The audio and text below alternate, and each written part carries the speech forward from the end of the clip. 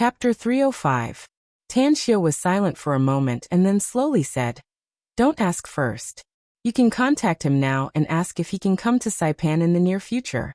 If we can buy a few transport planes before starting the project, it will bring us a lot of convenience and save a lot of time." Moan nodded. He walked tens of meters away and dialed a number. A few minutes later, Moan returned to Tan Xiao's side and respectfully said, "Boss, I've contacted Blaine Dunn, the vice president of the Holy Permitha Aviation Technology Company. He's very willing to do business with us. He also replied that he has something important to deal with in the near future, so he'll try his best to come here. He should arrive in Saipan within a week." Tan Xiao nodded and said, "In that case, keep in touch with him. Zhengyu, since we've decided to build a qualified apron and runway first, I'll have to trouble you to find an engineer in this field to design the draft. Once it's completed, we'll start immediately." Long Zhengyu said, "Rest assured, I'll find someone to finish it as fast as possible and then give it to you. But let me ask you in advance, how big are you going to build the apron?" Tan Xiao was silent for a moment, and then slowly said, "It can land 4 passenger planes and a dozen helicopters. Too much would be a waste." "Okay." Long Zhengyu nodded. The next day, Long Zhengyu and Tom Reggie left with their assistants after touring the entire Nine Dragons Island. Tan Xiao, on the other hand, was completely immersed in his cultivation. His cultivation was improving along with his daily cultivation, especially when he sat above the spirit spring in the morning to absorb the Supreme Emperor Purple Qi at sunrise. In just 5 or 6 days of cultivation, his cultivation speed had increased dozens of times compared to before. He estimated that it would take him at most 3 to 5 days to reach the mid-stage of the flesh-strengthening stage. If he wanted to break through to the late stage of the flesh-strengthening stage, or even the peak stage, it would be possible before the end of August. Originally, he planned to cultivate well during the summer vacation and break through to the flesh-strengthening stage before the semester started on September 1st. Even if it was just the initial stage of the flesh-strengthening stage, he had already reached the ideal level. But with the help of the Spirit Spring and the Supreme Emperor Purple Qi, his cultivation advanced by leaps and bounds. Early morning, Tan Xiao sat cross-legged on top of the spiritual spring, refining the Supreme Emperor Purple Qi that he had just absorbed into his body. At the same time, with the help of the spiritual power of the earth veins, he continuously absorbed the power of the stars and the power of the sun in the universe. "Can't refine it?" Tan Xiao frowned and opened his eyes. Inwardly he laughed bitterly. The amount of Supreme King Violet Qi in his body had already reached its limit. If he wanted to continue refining the Supreme King Violet Qi, he would need time to slowly refine it. Therefore, he could only seal the Supreme Emperor Purple Qi that he had just absorbed into his Dantian. "My cultivation is still too weak. If my current cultivation was twice as strong, I would be able to completely refine the Supreme Monarch Violet Qi I absorbed today." Tan Xiao sighed in his heart and looked into the distance. On the mountain path, Moan strode over. When he came before Tan Xiao, he respectfully reported, "Boss, Blaine Dunn, the vice president of Sacred Permitha Aviation Technologies, is on his way to Saipan. When are we leaving?"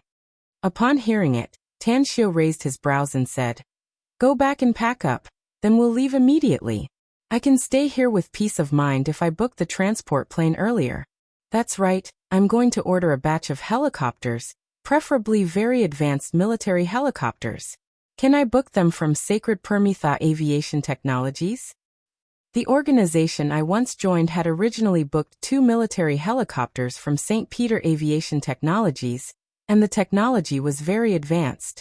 Moan nodded. "I was the one who contacted Blaine Dunn at that time. How many military helicopters do you think we need to book?" asked Tan Xiao. After hesitating for a moment, Moan forced a smile and said, "I don't know how to answer this question, boss." Tan Xiao thought for a while and smilingly said, "Since you don't know how to answer, then don't answer it. I'll decide. First, I'll book 4 transport planes and 4 military helicopters from St. Peter Aviation Technologies. Our funds are limited, so we still need to save money. We'll book more planes if we don't have enough funds later." "All right." Moan nodded. 2 days later, Tan Xiao and Mo On rushed to Saipan. According to the address given by Mo On to Blaine Dunn, the two of them met Blaine Dunn at the Lao Bei Resort. He was a burly, slightly chubby middle-aged man with shoulder-length blonde hair. He wore a high-end suit and tie, and he was accompanied by 4 cold-looking bodyguards. "Dear Mr. Mo, we meet again." Blaine Dunn and Mo On hugged and warmly smiled. "Mr. Blaine Dunn, this is my boss. He's also from China like me. You can call him Boss Tang," said Mo On with a smile. Blaine Dunn raised his brows and gently hugged Tan Xiao. Then he said with a smile, "You're really amazing, Boss Tang. Having Mr. Mo as your employee is more fortunate than picking up a mountain of gold. Mr. Mo has already talked to me on the phone. Do you want to order transport planes from our St. Peter Aviation Technologies?" "That's right. I need to order transport planes. But if your price is higher than other aviation technology companies, then we can only order them from other places," said Tan Xiao. Blaine Dunn smiled and said, "Don't worry. It's not my first time doing business with Mr. Mo, so the price I'll give will be very fair." "May I ask how many transport planes you're going to order?" "For transport planes and 4 military helicopters," said Tan Xiao. "I need the most advanced models, and I also need the best models you can offer." "You also need military helicopters?" asked Blaine Dunn in astonishment. "That's right," said Tan Xiao. "I'll only order 4 military helicopters for the first batch. I'll buy more after I'm done with the business here. If the funds allow it, I'll also buy the fighter jets if you sell them." Blaine Dunn was shocked inwardly. The way he looked at Tan Xiao suddenly changed. As the vice president of the St. Peter Aviation Technologies Company, although he didn't need to handle the business himself, he knew that Mo On's identity wasn't simple, so he personally rushed over. But who would have thought that he would get such a big business? After a moment of silence, Blaine Dunn took out a document from his bag and handed it over to Tan Xiao, saying, "Mr. Tang, this is the models of our St. Peter Aviation Technologies Company, as well as the specific information of each model. After you're done choosing, I'll give you a 10% discount on the price." Tan Xiao took the document.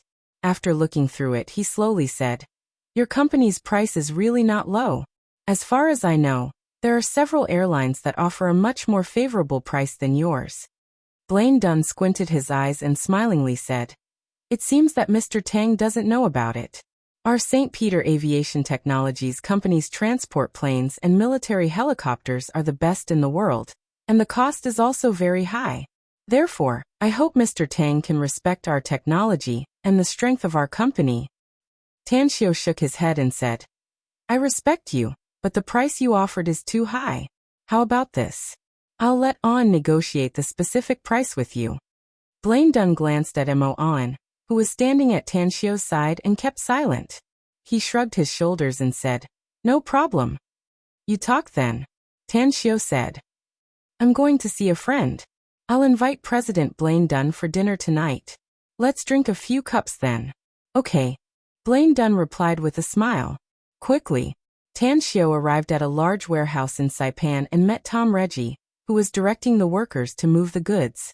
Looking at the bustling scene before him, Tan Xiao noticed that the workers were moving the goods. Aside from the wooden cabinets, the rest were mostly reinforced concrete and some building materials. "You're starting to prepare now?"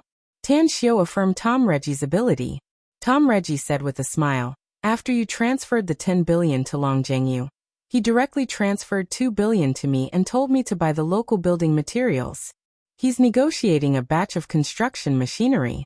We can stock up a lot of building materials and buy a lot of construction machinery in half a month at most. At that time, we'll start arranging people to send the first batch of goods to Nine Dragons Island." Tan Xiao gave a thumbs up and praised, "It seems I made the right choice to give you the project. Let's have dinner together tonight when you're done." Tom Reggie said with a smile, "I can leave at any time. There won't be any problem with my men keeping watch here."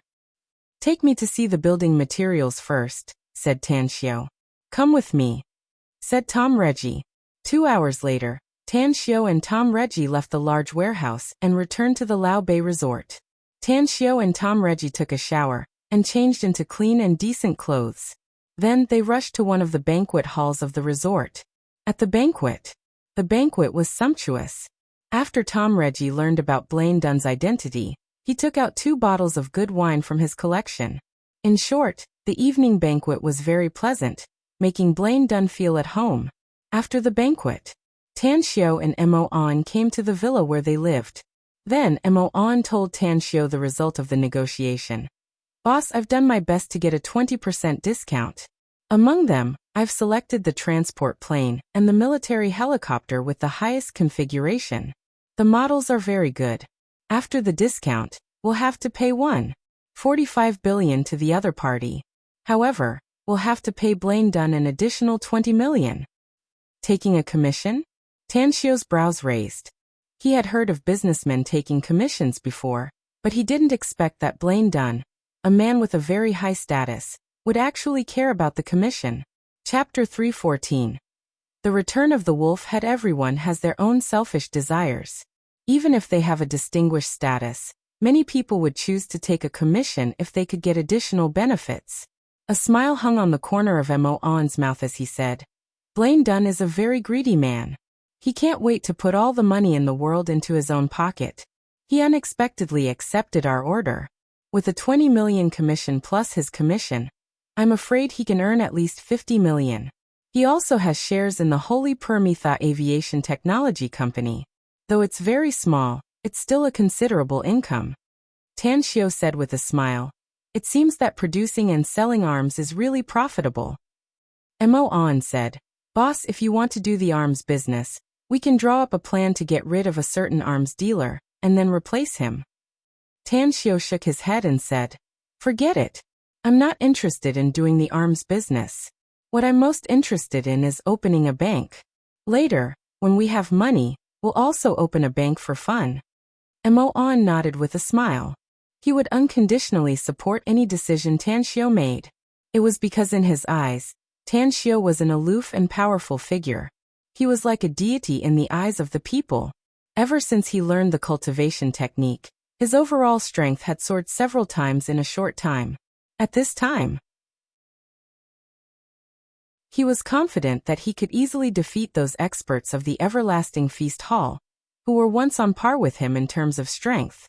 The next day, Blaine Dunn left Saipan with his bodyguards.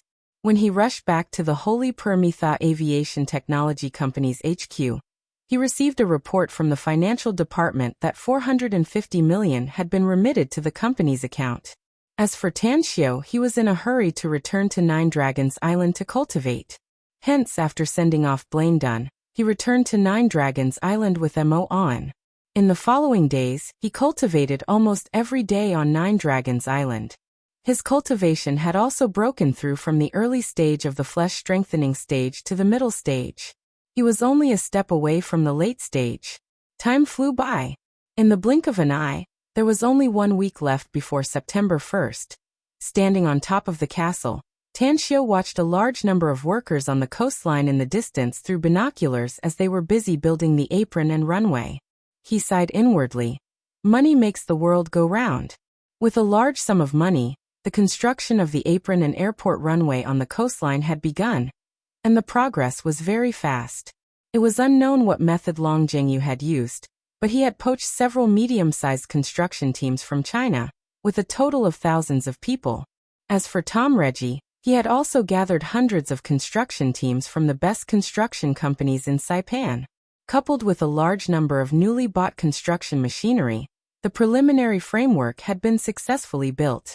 At this rate, the construction of the parking apron and runway will be completed in 2 months at most. Tan Xiao put down the binoculars. When he heard someone calling him from below, his eyes immediately fell on Yi Lianyan on the square in front of the palace. As he went down from the back, he circled around and came before Yi Lianyan and asked, "What's the matter?" There was a bit of reluctance in Yi Lianyan's eyes as she said, "I'm going back to China. The school term is getting closer and closer, and I won't be able to catch up with the military training if I don't go back." Tan Xiao nodded slightly. After thinking for a moment, he said, "I'm also going back to China. If you can wait, let's go back together 3 days later. I can take care of you on the way." Yi Lianyan looked happy and nodded repeatedly. She had stayed on Nine Dragons Island for more than a month, and had cultivated a good relationship with Tan Xiu's men. Furthermore, the environment here was beautiful. Aside from cooking and washing clothes every day, she usually lived a leisurely life. Even if it was a construction site far away, she would often go there. Since most of them were Chinese, she was very familiar with many of them. She liked this place. Were it not for fear that it would affect her studies and her parents' anger, she really wanted to stay here forever and live a carefree life. Big Brother Tang, can I come here again in the future? Yi Lianyan looked up at Tan Xiu, who was half a head taller than her, and asked. No. Tan Xiu shook his head. This is the last time you'll set foot on this island in your life. After the reconstruction of Nine Dragons Island is completed, no outsiders will be allowed to come here easily. Unless what? Asked Yi Lianyan quickly. Unless you sign a contract to sell yourself, said Tan Xiu with a faint smile. You'll have to work for me for the rest of your life, else you won't be able to come here again. A contract to sell myself? Yi Lianyan's mouth twitched a few times and she unwillingly said, You're an exploiter. I need my human rights. I have the rights here, said Tan Xiu. Yi Lianyan frowned with dissatisfaction. She snorted and strode toward the palace. With her back facing Tan Xiu, she shouted, I'm very unhappy now. I don't want to cook breakfast anymore. A faint smile appeared on the corner of Tan Xiu's mouth. He had a good impression of Yi Lianyan. Although this girl grew up in the modern society, she was very kind and diligent. After getting along with her for more than a month, Tan Xiu was able to figure out her character and temper. Cheerful, bold, and very capable of action. From the bottom of his heart, he hoped that Yi Lianyan could stay on Nine Dragons Island and help him take care of things here. Later, when Mu Qingping came here as a housekeeper, she could also help Mu Qingping share some of the burden. After returning to the palace, Tan Xiu found that Yi Lianyan had already prepared breakfast.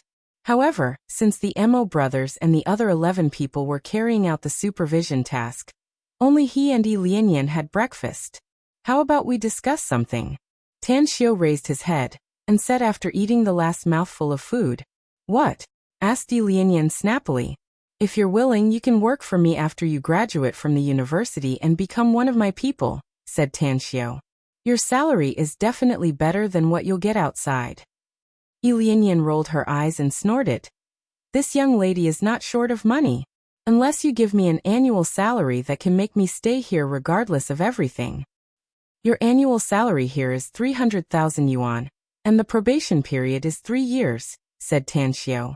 If you do well in these 3 years, I'll double your annual salary. As for the salary after that, it'll depend on the economic consumption level outside. Also, if you can work here for more than 5 years and finally promise to work for me forever, I'll give you a big gift. 300,000 yuan? Double. 600,000 yuan? Although Yi Lianyan knew that Tan Xiu was rich, she didn't expect that he would give her such a high salary. It must be noted that even the white-collar workers of big domestic companies didn't have such a high income, right? What big gift? You're not qualified to know it yet. Tan Xiu shook his head. Your salary is really good, said Yi Lianyan with a frown. But I still have 4 years to go to the university. Who knows what will happen after that? Forget it, let's talk about this later. No hurry. Tan Xiu nodded. Think about it. Tell me after you've thought about it. If I agree now, will you give me a year's salary in advance? Asked Yi Lianyan with a smile. No effort, no return. Tan Xiu shook his head. If you want a salary, you can come here during your vacation if you're sure that you'll work for me for the rest of your life. Your salary will be 10,000 yuan a month. Boss Tang, Big Boss Tang, you're really a profiteer, Zhou, said Yi Lianyan snappily. All right, I'm full. I'll leave the work of washing the dishes to you. Tan Xiu shook his head with a smile. After washing the plates and chopsticks, a figure quickly appeared at his side. Boss, Wolf Head is back with a lot of people, said Mo On in a low voice. How many people? Tan Xiu raised his brows and asked in surprise. About 30 people, said Mo On. Tan Xiu wiped his wet hands and said, Let's go and have a look. A few minutes later, Tan Xiu saw Wolf Head on the square outside the castle, as well as 3 rows of strong men standing behind him. All of them had shaved heads and wore military vests with grim expressions. "Boss," Wolf Head respectfully called out.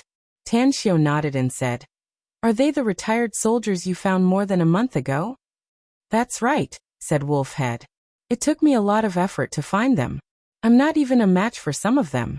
Boss, you need to show some ability if you want to keep them here." A smile outlined on the corner of Tan Xiu's mouth as he looked at the provocative eyes. Then he waved to Wolf Head, motioning him to move aside. Then he stood in front of the 30 people and said with a smile, "Do you think that I'm not qualified to be your boss after seeing me?" "Yes." The neat and loud voices were deafening. Tan Xiu applauded and praised. "Your voices are loud and full of vigor. Furthermore, your footsteps are steady. You're obviously not an ordinary person. If you can train them well, they'll be good subordinates. Since you don't accept me, then why did you come with Wolf Head?" "Report." A tall and slender man with a grim expression shouted. "This is not the army, and you're not my soldiers for the time being," said Tan Xiu. "So you don't need to shout to report. Say it. Tell me what you want to say." The grim man said aloud, "We followed you just because we're curious. We're curious about how an unruly wild wolf like Wolf Head would become someone else's pawn. We're curious about you, and we want to see what kind of powerful character you are. If you can't satisfy us, we'll still leave." Tan Xiu looked at the others and asked in a deep voice, "Do all of you have the same idea?" "Yes," the other 29 people replied loudly in unison. Tan Xiu gave a thumbs up and praised. "Well done. In that case, I'll accompany you to play. Come on. I'll challenge all 30 of you." The big man sneered. "You're too arrogant. Too arrogant. There's no need for 30 of us. I alone can beat you down." After that, he strode out of the crowd. Today's 3 chapters are over. Brothers and sisters, have a good time this weekend. If you have enough recommendation votes and monthly votes, Quiet Night will come back at night to continue. Chapter 306. Yesterday, I accidentally released 4 chapters. Among them, Chapter 313 and Chapter 314 have merged into one, so today, I will start updating from Chapter 315. Here's a reminder. Tan Xiu squinted his eyes, and the corner of his mouth slightly hooked up. He then looked at the arrogant big man standing in front of him, shook his head and said, "You used to be soldiers and the elites of the army at that. You should know what will happen to you if you look down on your opponent. So bring out your skills. Everyone, come at me together." The big man clenched his fists and said in a deep voice, "You're not qualified to waste others' strength unless you can beat me. I'll tell you in advance that I was the champion of the National Military Region Fighting Tournament 4 years ago." Tan Xiu looked at his serious expression and sighed. "Forget it. Since you insist on fighting me alone, then I'll make an exception for you. Let's do it." "Humph." The big man snorted coldly and instantly sprinted. In just 2 seconds, he had already dashed to the front of Tan Xiu. His claypot-sized fist smashed toward Tan Xiu's face with a whistling sound. Speed. It was almost the limit of what an ordinary person could achieve. Strength. He had the confidence to knock down a strong bull. However, what he didn't expect was that Tan Xiu neither dodged nor evaded, and just casually stretched out his hand to grab his fist. How is this possible? The big man's eyes widened. He just had a feeling that his fist didn't hit Tan Xiu's palm, but an iron pincer. He tried his best to pull his fist back, but he couldn't do it at all. The 29 men who came to Nine Dragons Island for the first time also looked surprised. It was because they were perfectly aware that the big man who fought with Tan Xiu was not only the champion of the National Military Region Fighting Tournament 4 years ago, but he was also born with divine strength. His punch was almost 1,000 pounds. But how could he be so easily caught by his opponent with such a fast-punching speed and powerful strength? Tan Xiu let out an indifferent smile and said, "I told you that fighting me alone is like an ant trying to shake a tree. You're overestimating yourself. Go." As the last word "ba" was uttered, Tan Xiu kicked the big man's chest. At the moment when the man didn't have the time to dodge, Tan Xiu's loosened hand clenched into a fist and punched his cheek. With a dull thud, the burly man fell heavily on the ground 4 or 5 meters away. Although his resistance to the blow was very strong and he was not directly knocked out, he kept shaking his head and only got up after a long time. The entire scene was dead silent. The other 29 people were dumbfounded as they watched this scene. The shock in their hearts had reached its peak. Never in their wildest dreams had they imagined that the ending would be like this. What's more, they didn't expect that the military combat champion from 4 years ago, an elite of the special forces, wouldn't even be able to withstand a single blow and was directly beaten to the ground. If Tan Xiu wanted to kill that burly man, he would have become a corpse by now, right? Tan Xiu looked at the shocked expressions of the others before his eyes finally fell on the big man with fear in his eyes. Then he smilingly said, "I originally wanted to make an example out of you, but you wanted me to make an example out of you. The taste of failure isn't good, is it?" "I was too careless," said the big man with a bitter expression. The smile on Tan Xiu's face receded like a tide as he coldly said, "It's not that you were careless, but you were too arrogant. I originally thought that you would understand that there's always someone better than you out there, but it turns out that you're just too arrogant and conceited. Perhaps I can only make you suffer some physical pain, but if you use such a mentality to deal with the enemy, I'm afraid you'll be a corpse by now." "I was wrong." The big man looked ashamed as he lowered his head and said. Tan Xiu glanced at him and then hooked his finger at the other 29 people, shouting in a deep voice, "He knows that he was wrong because he tasted the taste of failure. You haven't, so come at me together. I'll give you the best treatment if you can beat me. But if you can't beat me, then you'll have to work for me and accept the training from me and the people I appoint. Go." A burly man shouted and rushed out like an arrow. The others also knew how terrifying Tan Xiu was at this time, so they no longer acted pretentiously and quickly surrounded Tan Xiu and launched a fierce attack. Tan Xiu's feet seemed to be rooted to the ground as he waved his arms and blocked the storm-like attacks with his palms. Although the strength of these men was very strong and tacit, in Tan Xiu's view, there were still too many flaws in their cooperation. Even the lowest level joint attack technique in the immortal world was 100 times better than theirs. "You can't hurt me, so it's my turn to fight back." Tan Xiu's footsteps finally began to move. After taking half a step forward, his hands had already accurately grabbed the 2 legs that were whipping him. With a pull and pull, the 2 bodies collided with each other. Then his palms shot out in a flash and directly slapped the 2 men away. His speed was several times faster than these people. These people didn't even see how Tan Xiu made his move, and were sent flying in all directions. In just half a minute, all 29 members were beaten by Tan Xiu. Oh my god! Is he still human? How can his skills be so terrifying? How can he be so powerful? They're not on the same level at all.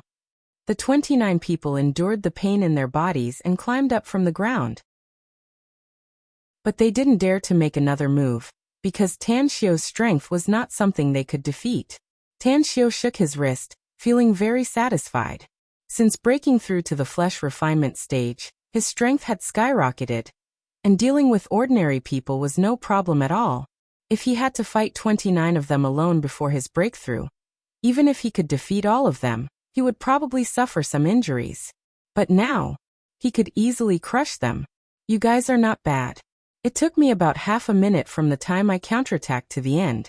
If it was an ordinary person, I'm afraid it wouldn't even take 10 seconds. Tan Xiu said with a smile. "Monster." This thought emerged in everyone's mind. At the side, Wolfhead was also shocked by Tan Xiu's strength.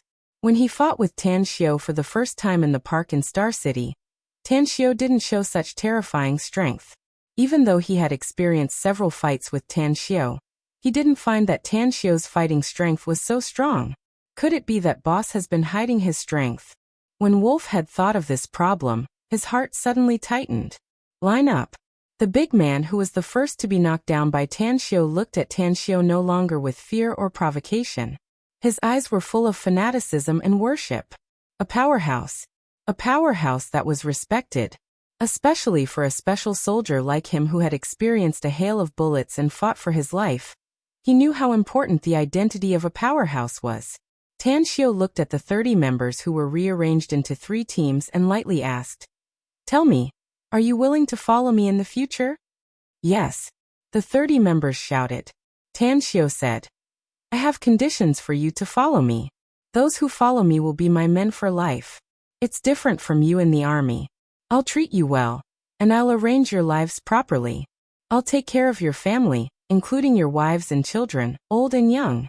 I'll let them receive good education and enjoy more benefits than ordinary people. In short, you can become stronger if you follow me, and you won't have to worry about the lower half of your body. I only need you to abide by one thing, and that is loyalty. You must carry out my orders. Can you do it?" "Yes," the 30 people answered again. Tan Xiu nodded and said, "I'll send a steward here after some time. When I'm not here, she'll take care of your basic necessities, food, housing, and transportation. She'll also calculate your family situation and then report to me. If your family has any difficulties or needs my help, you can also tell me. From today onward, you're a member of this place. You're responsible for guarding this place and stationed here." "Yes," everyone answered again. Tan Xiu looked at the first big man he hit and asked in a deep voice, "What's your name?" "Reporting. My name is Wei Changxiong." The big man subconsciously saluted, but his hand froze halfway. "Your strength is not bad. Just like Wolfhead, you'll be a squad leader," Tan Xiu said. "See him? His name is Mo, and he'll also be a squad leader. But the 3 of you must obey Mo's orders. Mo will be in charge of this place when I'm not here." "Yes," the 4 men answered at the same time. Tan Xiu looked at Mo and said, "I'll be returning to China 3 days later, so I'll leave everything here to you. Remember, this place will be our base camp in the future. You must guard it well.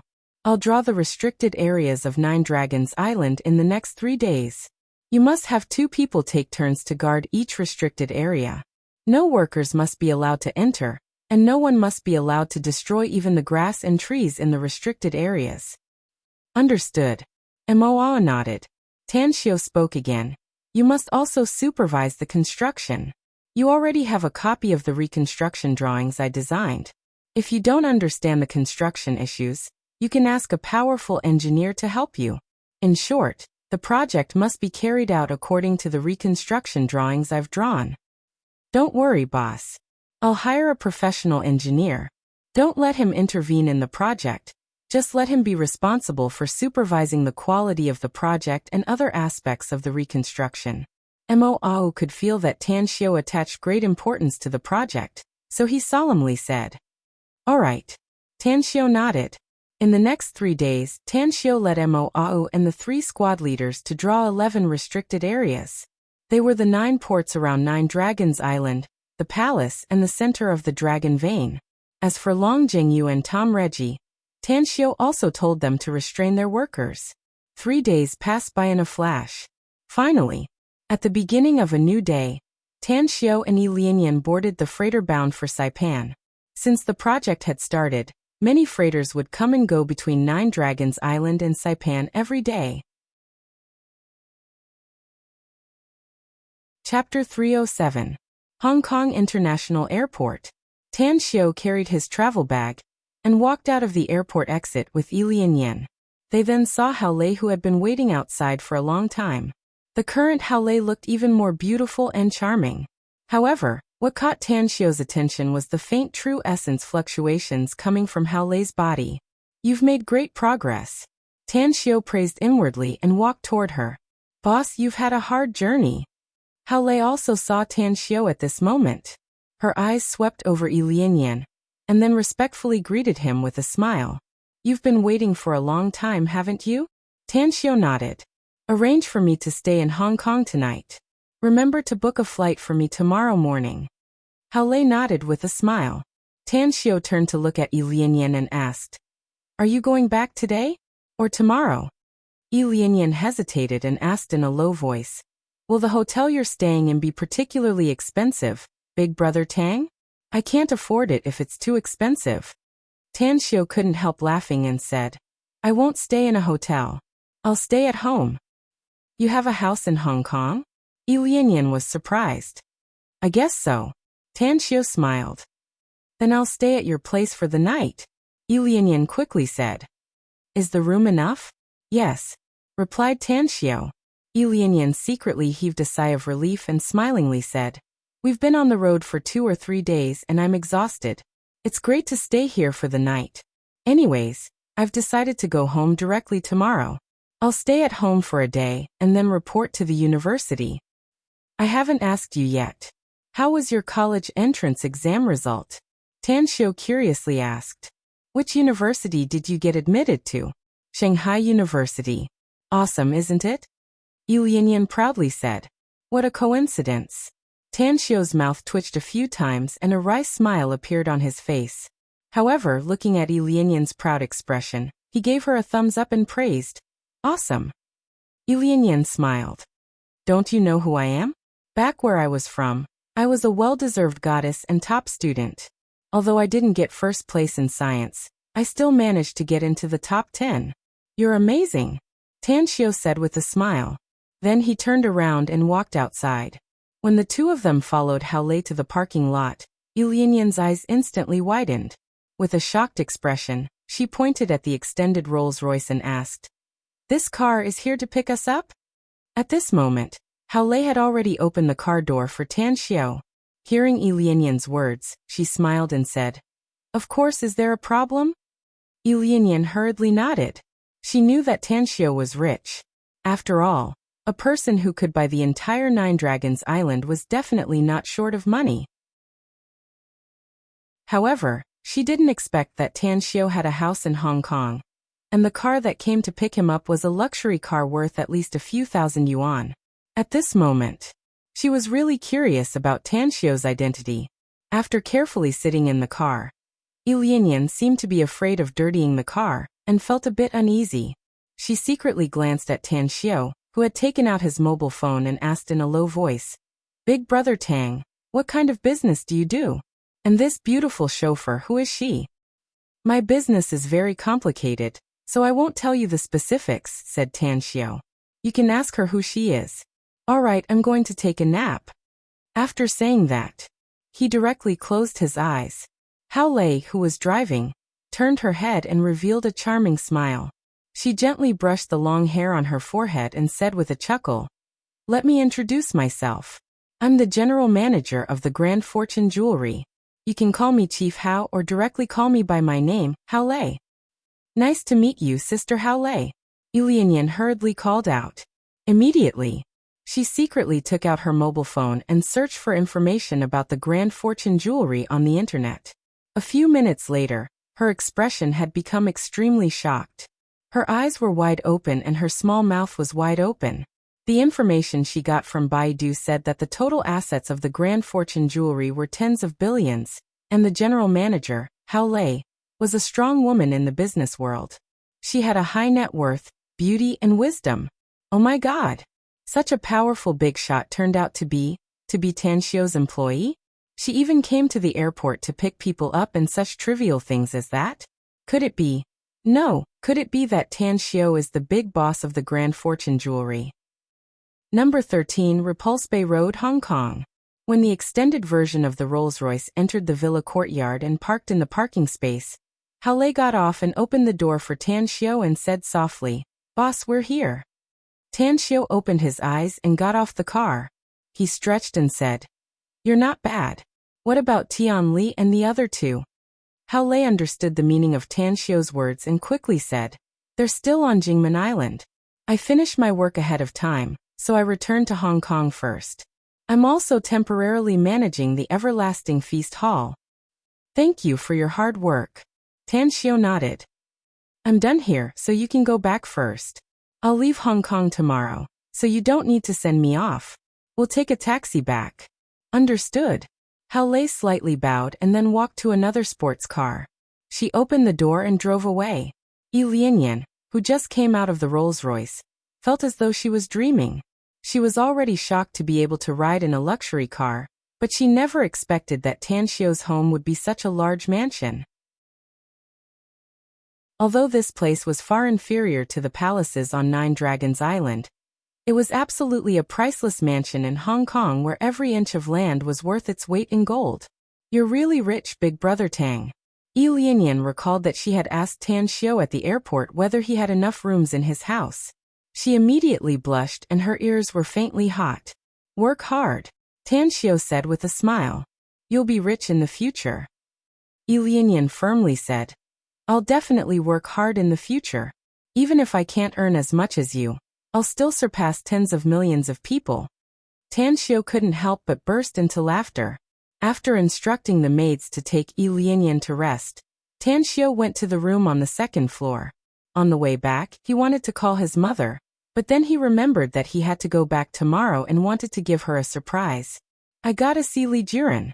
In fact, Tan Xiao wasn't tired at all. He wouldn't feel tired even if he had to travel for a year and a half with his current physical condition. The reason why he wanted to stay in Hong Kong for one night was that he had something to discuss with Li Jiren. Hello, may I ask who you are?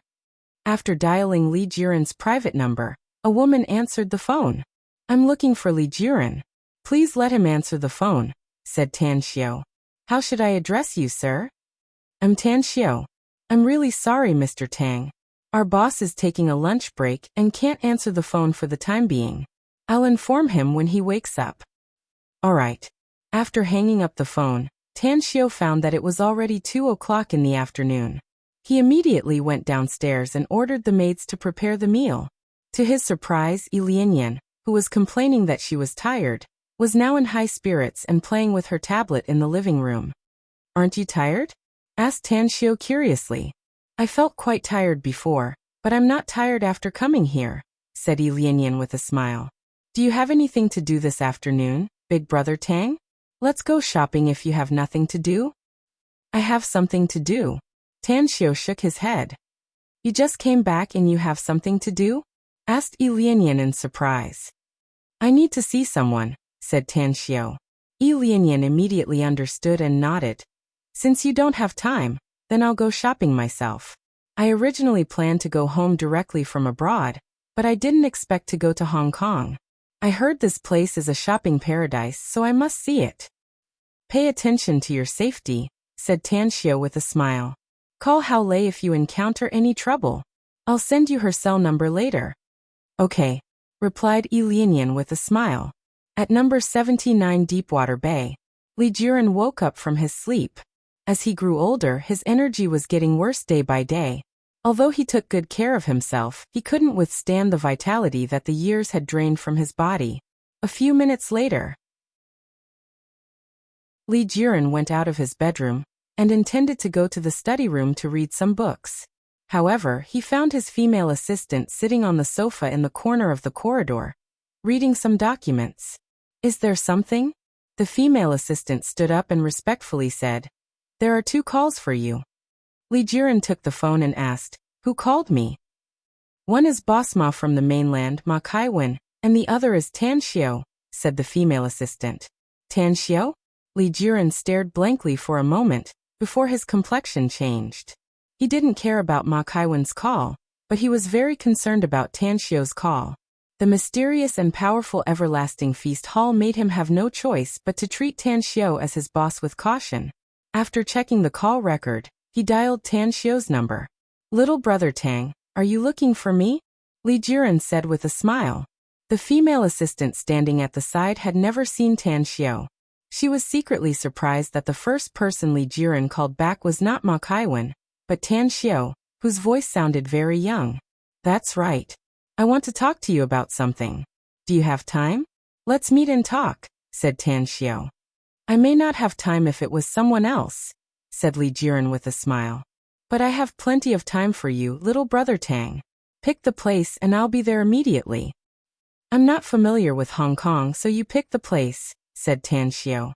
Li Jiren thought for a moment and said, Then let's meet at the Purple Bamboo Tea Forest. I'll send you the address later. All right. After hanging up the phone, Li Jiren gave up the idea of going to the study room and ordered, Tell someone to prepare the car. I'm going out. I'll arrange it right away. Half an hour later, the Purple Bamboo Tea Forest was located in a relatively remote place in Repulse Bay. There were no high-rise buildings here, but a lush bamboo forest instead. After Tan Xiao arrived in his car, he was stopped in front of the sentry post leading to the bamboo forest. "Hello, sir. Please show me your membership card." "I don't have a membership card here." Tan Xiao shook his head and said, "I have an appointment with a friend here. I'm Li Jiren, you should know me, right?" The security guard stared blankly for a moment before his attitude turned respectful and said, "Are you Tan Xiao, Mr. Tang? Old Li has been waiting for you inside for a while. The number of subscriptions has dropped a lot recently. Brothers and sisters, please support the genuine version as much as possible for the sake of Quiet Night's daily updates of more than 10,000 words. Chapter 308. Inside the bamboo grove, there were several three-story European-style buildings. Just as Tan Xiao parked his car in the parking lot, Li Jiren's female assistant came to greet him. She asked Tan Xiao about his identity and quickly led him to one of the small buildings. "Little brother Tang, we meet again." Li Jiren got up and greeted him with a smile. Tan Xiao let out a faint smile and shook hands with Li Jiren. Then he said with a smile, "I've troubled you to come here, old Li. Actually, the reason I came to Hong Kong this time is to discuss a business deal with you." Li Jiren gestured for Tan Xiao to take a seat and curiously asked, "What business deal?" "As far as I know, your company seems to have a shipping company," said Tan Xiao. "I want to rent some cargo ships from you. I'm not sure how long I'll rent them, but I'll pay you monthly." "What do you want to rent ships for, little brother Tang?" asked Li Jiren, confused. "I bought an island in the Pacific Ocean and have some projects there," said Tan Xiao. "The project is very big, so I need cargo ships to transport the goods. As a matter of fact, I've booked several transport planes from abroad and also rented some cargo ships from Saipan, but the number is far from enough." "How many cargo ships do you need?" asked Li Jiren. 20, said Tan Xiao. Li Jiren was secretly startled and exclaimed in admiration, "Little brother Tang is really generous. How about this? I'll give you 20 cargo ships and you can decide how long it will take. As for the rent, I already owe the delicious restaurant a favor. It's really inexcusable if I have to charge money for renting ships." Tan Xiao shook his head and said, "Business is business. Money can't be less. Name your price, else I'd rather rent someone else's cargo ships." Li Jiren forced a smile and said, "Forget it. Since you insist on paying, then I'll accept it. As for the price, just name it." Tan Xiao was silent for a moment and then slowly said, "Then it's decided. I'll call my friend who contracted the project. He'll come to Hong Kong to handle the handover procedures." Li Jiren nodded and curiously asked, "Little brother Tang, buying a private island and building it must have cost a lot, right? I don't know if I should ask, but why did you buy an island?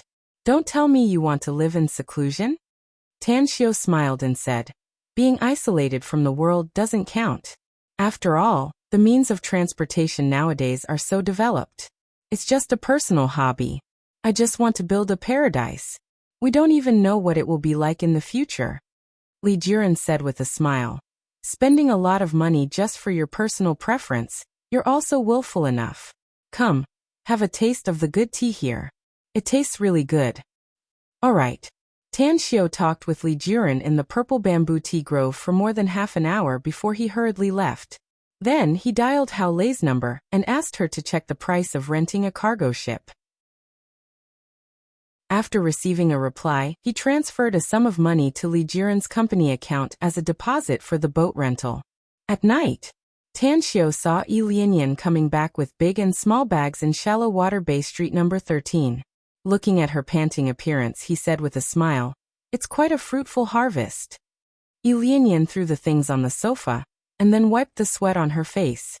She then forced a smile and said, "I regretted going out for a stroll. This damned weather, it's so hot. Do you see that white box? It's a gift for you. It's my thanks for freeloading food and drinks with you for most of the summer vacation." A gift? Tan Xiao rarely received gifts from others, so he was very curious about what kind of gift Yi Lianyan would give him. However, when he opened the white box, his expression turned dumbfounded as he asked, "Are you sure this is a gift for me?"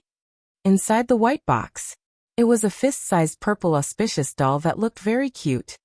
Of course it's a gift for you, said Lianyan. I've been in the boutique for a long time to pick such a good thing. Big brother Tang, you have a very heavy murderous aura, and you usually don't talk much. If a stranger sees you, they will give way. So, I think tying an auspicious doll on your keychain will be very interesting. It will also make others feel that you're easy to approach. You said that I have a very heavy murderous aura?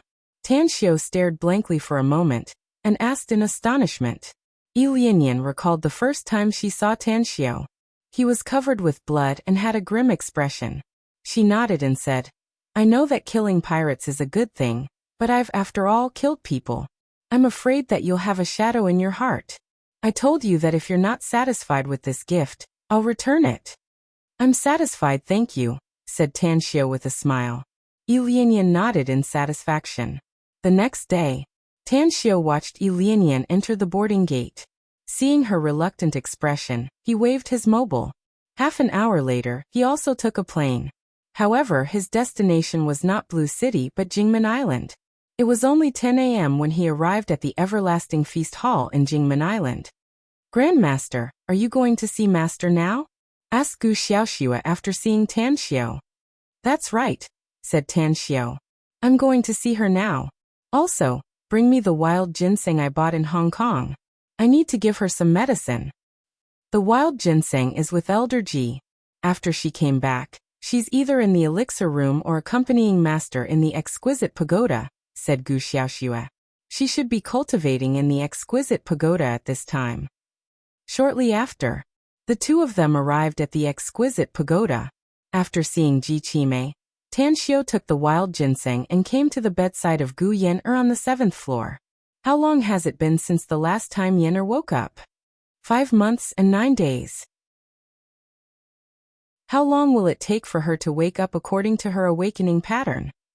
Tan Xiao asked again. It should take about a month or so, said Gu Xiaoxua. However, because Master has consumed the pill, she might be able to wake up earlier. Tan Xiao pondered for a moment and then said, I'll return to Star City today. Shanghai University will start its semester in early September, so I'll report there. When I leave, I'll look for Ouyang Lulu to borrow her private jet. Once Yan'er wakes up, you must contact me immediately. I will rush over as soon as possible. All right. Gu Xiaoxua nodded. Tan Xiao asked Ji Qimei for a knife. He cut a piece of wild ginseng and put it in her mouth. Then he stretched out his hand and pressed on Gu Yan'er's chest center acupuncture point. He gently rubbed it for half a minute before letting go. From now on, every 7 days, cut a piece of ginseng and put it in Yan'er's mouth. Then, massage her Tanzhong acupoint for half a minute to help her absorb the medicinal effects of the ginseng tablets. Gu Yan'er nodded and said, I'll do it myself in the future. Tan Xiao waved his hand and said, Get out. I'll stay here to accompany Yan'er. Along with the departure of Gu Xiaoxua and Ji Qimei, Tan Xiao gently hugged Gu Yan'er and let her lean on his bosom. Then he whispered, Yan'er, Master can't accompany you all the time. There are a lot of things I need to do. Let's not talk about fulfilling my mother's wish to study at the university. I have to go all out to make money to buy a lot of cultivation resources for my cultivation. But don't worry, I'll go all out to cultivate. When my cultivation is high enough, I'll find a way to cure you. Also, I found an island on Earth that's very similar to the 9 dragons spitting pearl secret domain we used to live on. After I've finished remodeling that place, I'll personally bring the exquisite pagoda there. At that time, I'll find a way to settle you there. Also, Master found the Supreme Emperor Purple Qi. Once I transfer you there, I'll find a way to transfer the Supreme Emperor Purple Qi into your body. With the Supreme Emperor Purple Qi improving your physique, I think it'll be much better for you.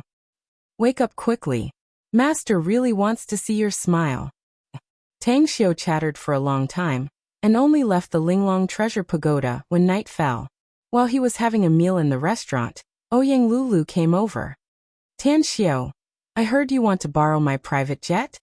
After Ouyang Lulu sat across Tan Xiao, she didn't have the slightest politeness as she grabbed the utensils on the opposite side and asked.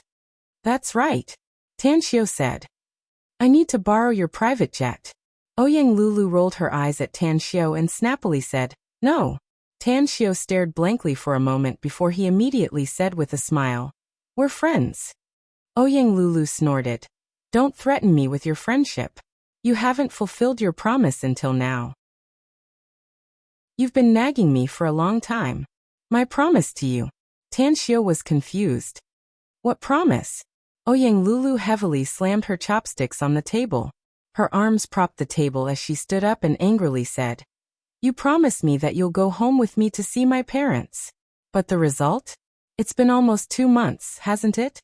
You haven't even gone home with me until now." Tan Xiu was speechless. He had encountered all kinds of things one after another, so he had forgotten his promise to Ouyang Lulu. After hesitating, he probed, "How about I go there tonight?" Ouyang Lulu raised her chin and snorted, "Not tonight. My parents are not in Jingmen Island, so it's useless for you to go there. Forget it. Since you're willing to go with me to see my parents, I won't bicker with you. My private jet is parked at the airport. You can use it whenever you want. I'll send you the number of the pilot and the attendant later. You can contact them when you need it." "Thanks," Tan Xiu said with a faint smile. Ouyang Lulu gave Tan Xiu a big supercilious look again. She picked up her chopsticks and said, "I'm really unlucky to know you. I'm always ordered around by you. But you're really good, going abroad to play without me. I don't care. Let's make it clear that you must take me with you when you go out to have fun later." "No problem," Tan Xiu replied with a smile. After dinner, Tan Xiu got up and said, "I gotta go. I'll return to Star City tonight and pack up. I'll go to Shanghai University the day after tomorrow." "I've decided," Ouyang Lulu quickly said. "What's your decision?" Tan Xiu asked with a confused expression. "I won't tell you first. I'll tell you after I'm done." Ouyang Lulu snorted. "Today's third update will be given to you, brothers and sisters, to talk about 2 things. First, tomorrow will be a new week, so I ask brothers and sisters to recommend and support me. Second, Quiet Night has written an extra post on her WeChat public account. It's about the story of Tan Xiu's father from 20 years ago, as well as the reason why Su Shangwen and Zhang Meiyan were mean to Su Lingyun and Tan Xiu. I ask brothers and sisters to read it carefully." Chapter 309. The night sky of Star City was bright and dreamy. Specks of starlight hung in the night sky, as though an unfolding picture scroll. Meteors occasionally streaked across, as though adding a gorgeous brilliance to this picture scroll. At the Southgate Town Sentry Post, the newly appointed security captain, Hu Chengxi, was wearing a brand new security uniform and chatting with the security team's deputy captain in high spirits. "Old Yang, I used to be the captain of the HQ's security team and was busy all day long. I often had to be on duty at night, and there were all kinds of things during the day. I also had to spare a lot of time for training. But now that I'm here, it's too leisurely, and I'm not used to it all of a sudden." A smile hung on the corner of Hu Chengxi's mouth. He was very satisfied with his current situation. The deputy captain, Yang Bing, said with a smile, "The owners of the households living here are almost all rich and powerful people with status. They are very well-mannered and rarely cause trouble for us. Besides, we have a lot of security team members here, and the monitoring is very strict. Usually, there won't be any problems for a year and a half." Hu Xiqing turned his head and looked at the villa complex's gate. With a bit of envy in his tone, he sighed and said, "Yeah, those who can live here can't do it without money. I don't know if I have any hope to live in such a luxurious villa in my life." Yang Bing smiled and didn't answer. However, he secretly despised Hu Xiqing in his heart. Even if he was the captain of the security company under the Long Group and was reassigned here, his salary could only be compared with those gold-collar workers. However, their salaries could only be compared to those gold-collar workers. If they wanted to buy a villa here, even the worst villa, they would need at least 100 or 200 years to do so. Creak! A taxi stopped at the villa complex's gate. Tan Xiu carried his travel bag. After getting off the taxi, he took the change from the driver and strode toward the gate. It had been a month or 2 since he came back here. The feeling of home made him feel very satisfied. "Stop, who are you looking for?" Hu Xiqing was used to speaking with such a stiff tone and attitude when he worked in the HQ, and he habitually looked at people with a scrutinizing gaze. Tan Xiu raised his brows and said, I live here. You, Hu Xiqing still wanted to speak, but he was quickly pulled by Yang Bing. With a smiling face, Yang Bing looked particularly cordial and said with a smile, Ah, Mr. Tang, you're back. I haven't seen you in a long time. A smile appeared on Tan Xiu's face as he nodded and said, I just came back here after handling some matters in another place. Saying that, he glanced at Hu Xiqing and strode into the villa area. It wasn't until Tan Xiu's figure disappeared around the corner that Yang Bing secretly wiped his cold sweat and smiled bitterly. Captain, you have to change your attitude. This is our Star City's upscale villa complex, not our Long Group's HQ. The people living here are people we can't afford to provoke. Hu Xiqing frowned and said, What do you mean? That kid said he lived here? Have you seen him before? Yang Bing helplessly said, Captain, I've not only seen him, but all the security guards in our entire villa complex have seen him. If it was someone else, I wouldn't have to smile and talk to him. His name is Tan Xiu. His residence is the king of the villa area's observation tower. What did you say? That high-class observation villa belongs to him? Yang Xiqing asked with a surprised and incredulous expression. Yang Bing looked around and found that there was no one else nearby. He then nodded and said in a low voice, Yes, it's his. Furthermore, I heard reliable news that he didn't buy that villa, but it was given to him by our young Master Long. You don't know about it yet. The relationship between Tan Xiu and our young Master Long is very good. Hu Xiqing was startled and quickly asked, You mean Chief Long Jingyu? Yang Bing nodded and said, Yes, Chief Long Jingyu. Besides, Captain, you just came here, so there are many things you don't know. Tan Xiu's network is very powerful. From what I know, there are no less than 5 powerful people who came to our South Gate town to look for him. Who are they? Hu Xiqing asked curiously. Yang Bing whispered, Our big boss Long Hanwen, Endless Virtue Pharmaceuticals big boss Chen Jizhong, Magnificent Tang Corporation's general manager Kong Xia, and several other people with bodyguards. Their status is obviously not inferior to our big boss. All of them have come here to look for Tan Xiu. Hiss. Upon hearing this, Hu Xiqing suddenly sucked in a mouthful of cold air. In an instant, he was secretly worried about his attitude just now.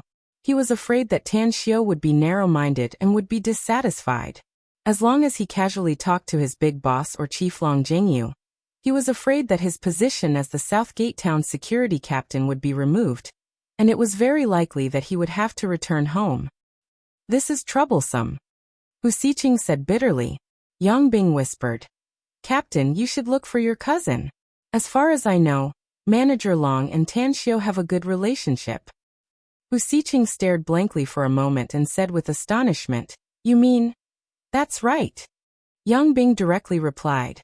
Hu Xiqing nodded and said, I understand.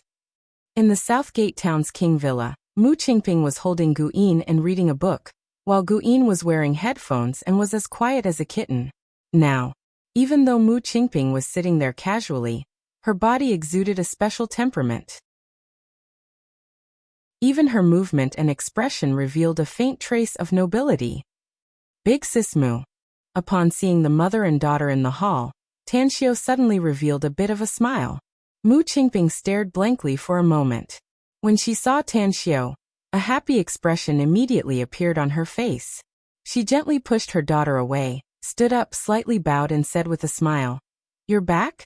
You seem to have tanned a lot, but you look healthier and more sunny. Tan Xiu said with a smile, The sun is too strong, so tanning is inevitable. How is the training outside? Have the 4 trainers left already? Mu Qingping nodded and said, They have left.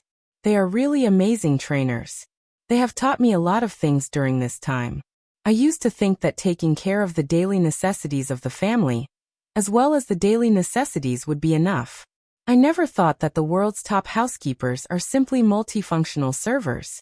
Yes, they call the world's top housekeepers as such in private. Multifunctional servers? Tan Xiu couldn't help laughing as he shook his head and said, Big Sis Mu, I just came back from 9 Dragons Island. The construction there has already begun. Since the site is very big, there are a lot of things to manage. Therefore, You just need to take care of the overall situation. As for the other small things, you can just order them.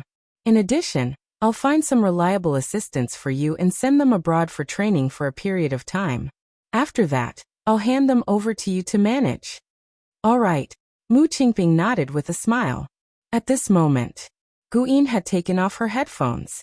A bright smile hung on her delicate little face as she opened her arms to be hugged by Tan Xiao. She then said with a grin, "Master, you're finally back. Grandma has been talking about you many times. If you didn't come back, she would have gone to look for you." Tan Xiao said with a smile, "I know. Your grandma has called me a lot."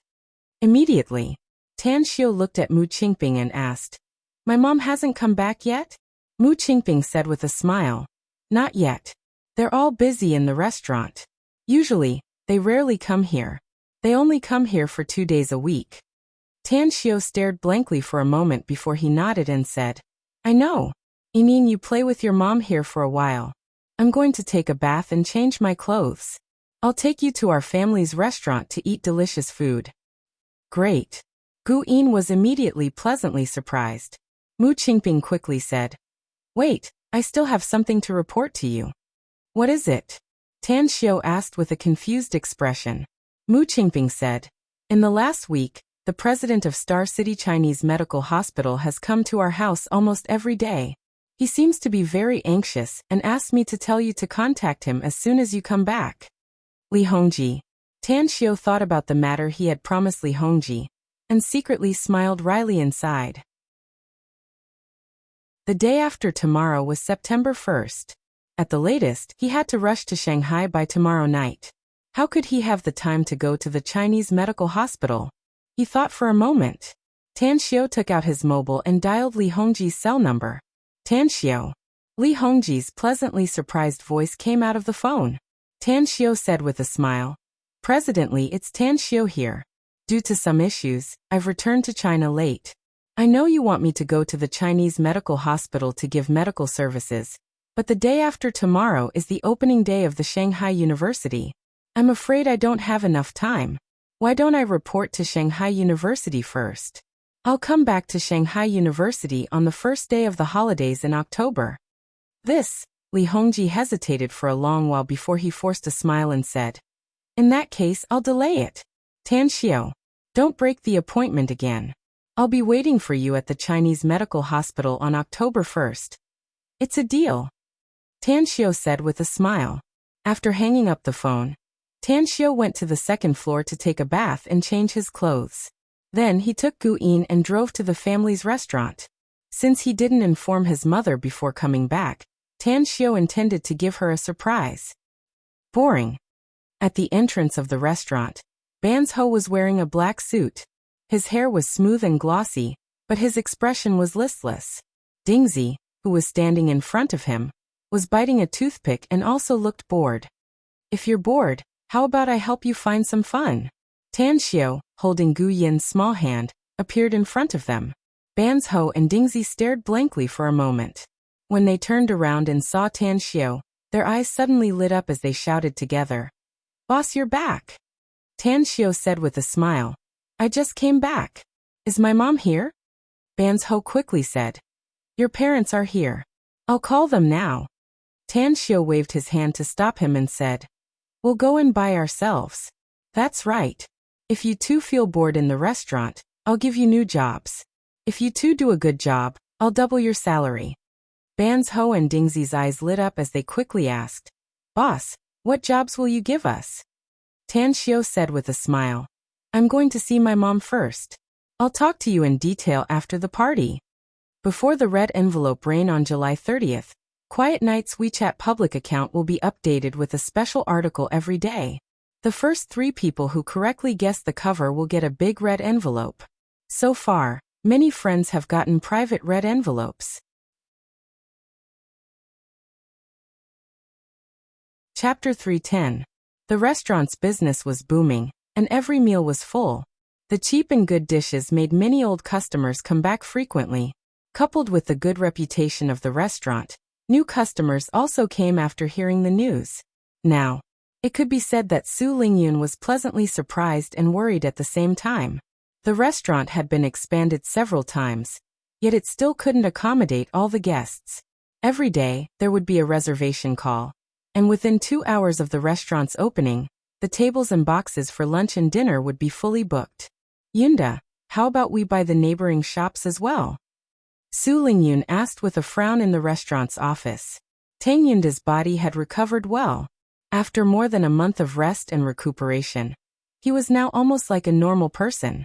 Upon hearing his wife's words, he faintly smiled and said, "Let's do it if you want. The restaurant's business is good, and it's always good to earn more pocket money." Oofed. Su Lingyun couldn't help but burst into laughter. She rolled her eyes at her husband and smilingly said, "I know you're rich and don't like the restaurant's business. However, I'm not used to living the life of a rich wife. I think it's better to be down to earth and work hard to earn money." "Xiaoyan, we're husband and wife, the most intimate people in the world," said Tang Yunda. "I've given you my bank card and all the shares information, so why are you still worried?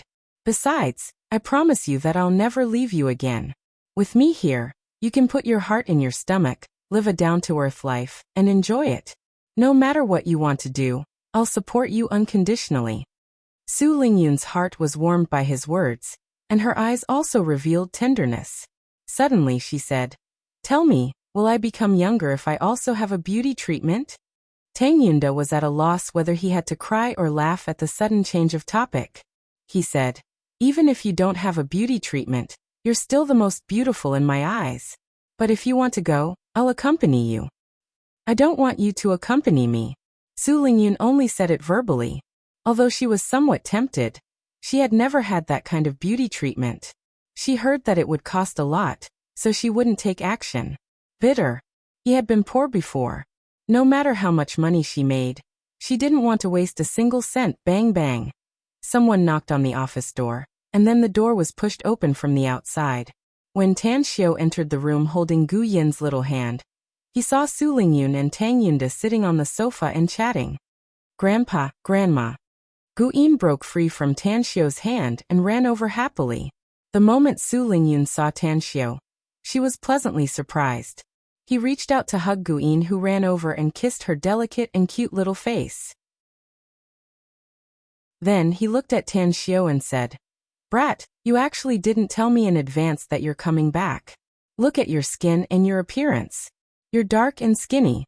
You must have suffered a lot outside, right?" Tan Xiao let out a faint smile and said, "Mom, I didn't suffer any hardships. It's normal to tan a little in summer." Finished. He looked at Tang Yunda, nodded and called out, "Dad." Upon seeing Tan Xiao come back, Tang Yunda was also a bit excited, especially when Tan Xiao called him Dad. It made his heart tremble twice. He then said with a smile, "It's good that you're back. It's good that you're back. Your mom has been talking about you every day recently. She's afraid that you've suffered a lot outside." Tan Xiao shook his head, indicating that he was fine. Then he said, "Let's go home, Mom. I've asked Big Sis Mu to prepare the meal. As for the restaurant business, just leave it to others." "Let's go home." Su Lingyun nodded and said with a smile, "My son is back. Even if the restaurant business is busy, I still have to spare some time." "That's right, son. I've put your college admission notice in the drawer in your bedroom.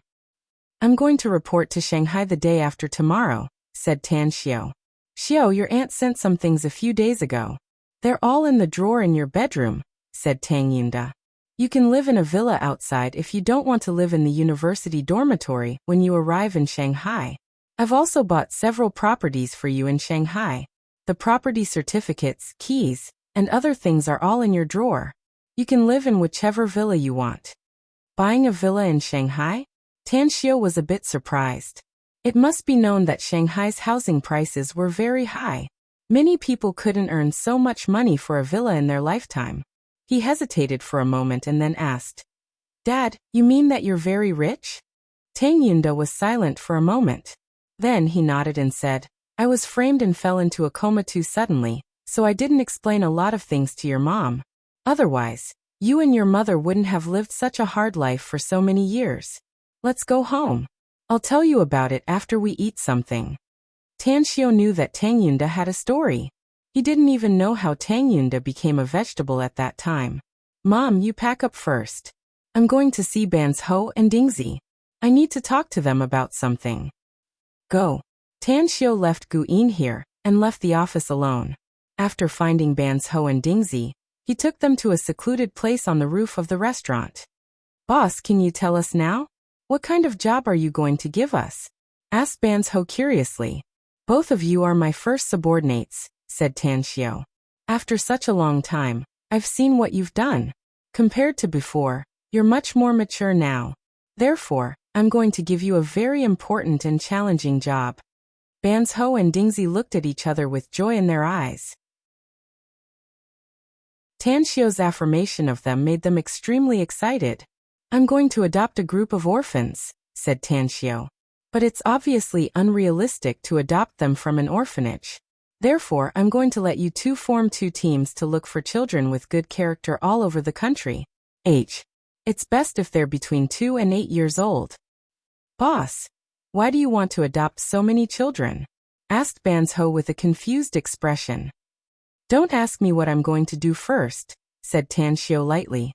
The homeless children I want you to find must be kind-hearted and have a good character. I'll send someone to check on them. If you do well, let alone doubling your salary, it won't be a problem even if I increase your salary tenfold. Really? Dingzi's eyes widened with ecstasy. It's absolutely true, Tan Xiu said with a smile. Before the two of you form your own team, I will give each of you a sum of money. I'll give you an extra reward if you do well and perform well. This reward is better than the money you get. Boss, how big of a team do you want us to form? Asked Bans Ho quickly. Not much, said Tan Xiu. Each of you can only take 6 people at most. I can tell you that there are many homeless children in the world, but don't find just anyone for me. I want those who are smart and have a good character. Remember, what I want is to strive for perfection, not to make up the numbers. Bans Ho and Dingzi instantly understood Tan Xiu's meaning. They nodded to express their understanding. Tan Xiu said, I'll transfer 5 million to each of your bank accounts later. How you want to spend it is your own business. But remember, within 2 months, each of you must find 20 homeless children for me. 2 months. Bans Ho and Dingzi looked at each other with a strong fighting spirit burning in their hearts. Someone will contact you 2 months later, said Tan Xiu again. At that time, you'll give 40 homeless children to them. After they take those children away, a series of tests will be carried out, and some of them will be eliminated. You too will find more homeless children, and the one who leaves more will prove that you've done a good job. Boss, how do you want to deal with those eliminated homeless children? Asked Bans Ho. Tan Xiu lightly said, Since you found them, it's also a kind of fate. Naturally, I won't let them live a lonely and precarious life. As for how to arrange it, you don't need to worry about it. Yes. Both of them answered at the same time. A few minutes later, Tan Xiu took Gu Yin's small hand and left the restaurant with his parents. It was already 9 p.m. when they returned to Southgate Town. Mu Qingping personally prepared a table of good dishes, and under Su Lingyun's insistence, they ate and drank to their heart's content. Then, Su Lingyun helped Mu Qingping clean up the leftovers, while Tan Xiu and Tang Yunda went to the study room on the 2nd floor. Xiu, I've been to this study room, but I didn't touch anything inside. From the nanny, Tang Yunda knew that Tan Xiu was a taboo to let others enter his study room. He woke up with a son who was already so big, which made him especially cherish it. Fearing that Tan Xiu would be unhappy, he explained. Tan Xiu said, It's all right. It's a request from the people below. Tell me about you. We haven't had a good chat since you woke up until now. Tang Yunda forced a smile and said, Listening to your tone, why do I have a feeling that you're the father and I'm the son? Tan Xiu stared blankly for a moment, and was secretly speechless. He was not used to being a man's son because he only had one mother before. With the sudden addition of a father, he could not help but reveal his habit of taking the initiative when he spoke. Let's sit down and talk. After Tan Xiu sat on the sofa, he took out a cigarette from his pocket. Give me one. Tang Yunda crooked his finger. After lighting it up and taking a few puffs, he slowly said, Actually, I was already very rich before I became a vegetable. It had been more than 20 years since then. My previous identity was very sensitive. Even among the Tang family's people, only a few know my other identity. I'm afraid there are less than 10 of them. What identity? A soldier? Chapter 311. The illustrious years had washed away everything. Tang Yunda's eyes were a bit blurred as the scenes of the past flashed in his mind like movie clips. The heroic and unyielding men, the flames of war raging in the rain of bullets, and the hot-bloodedness and perseverance that symbolized a loyal soul. After a long while, Tang Yunda woke up from his memories. A wry smile outlined on the corner of his mouth as he sighed. That's right. I was the captain of China's Dragon Soul Special Combat Squad in those days, shouldering the heavy responsibility of protecting the country. Our Special Combat Squad was the best of the best in the country, the elite of the elites. Every member of the Dragon Soul Special Combat Squad had extremely strong individual combat ability and teamwork awareness. We rarely stayed in the country, and most of the time, we fought all over the world and carried out some extremely dangerous missions. 22 years ago, in my third year as the captain of the Dragon Soul Special Combat Squad, my team members and I fell into a desperate situation due to a mistake in our intelligence.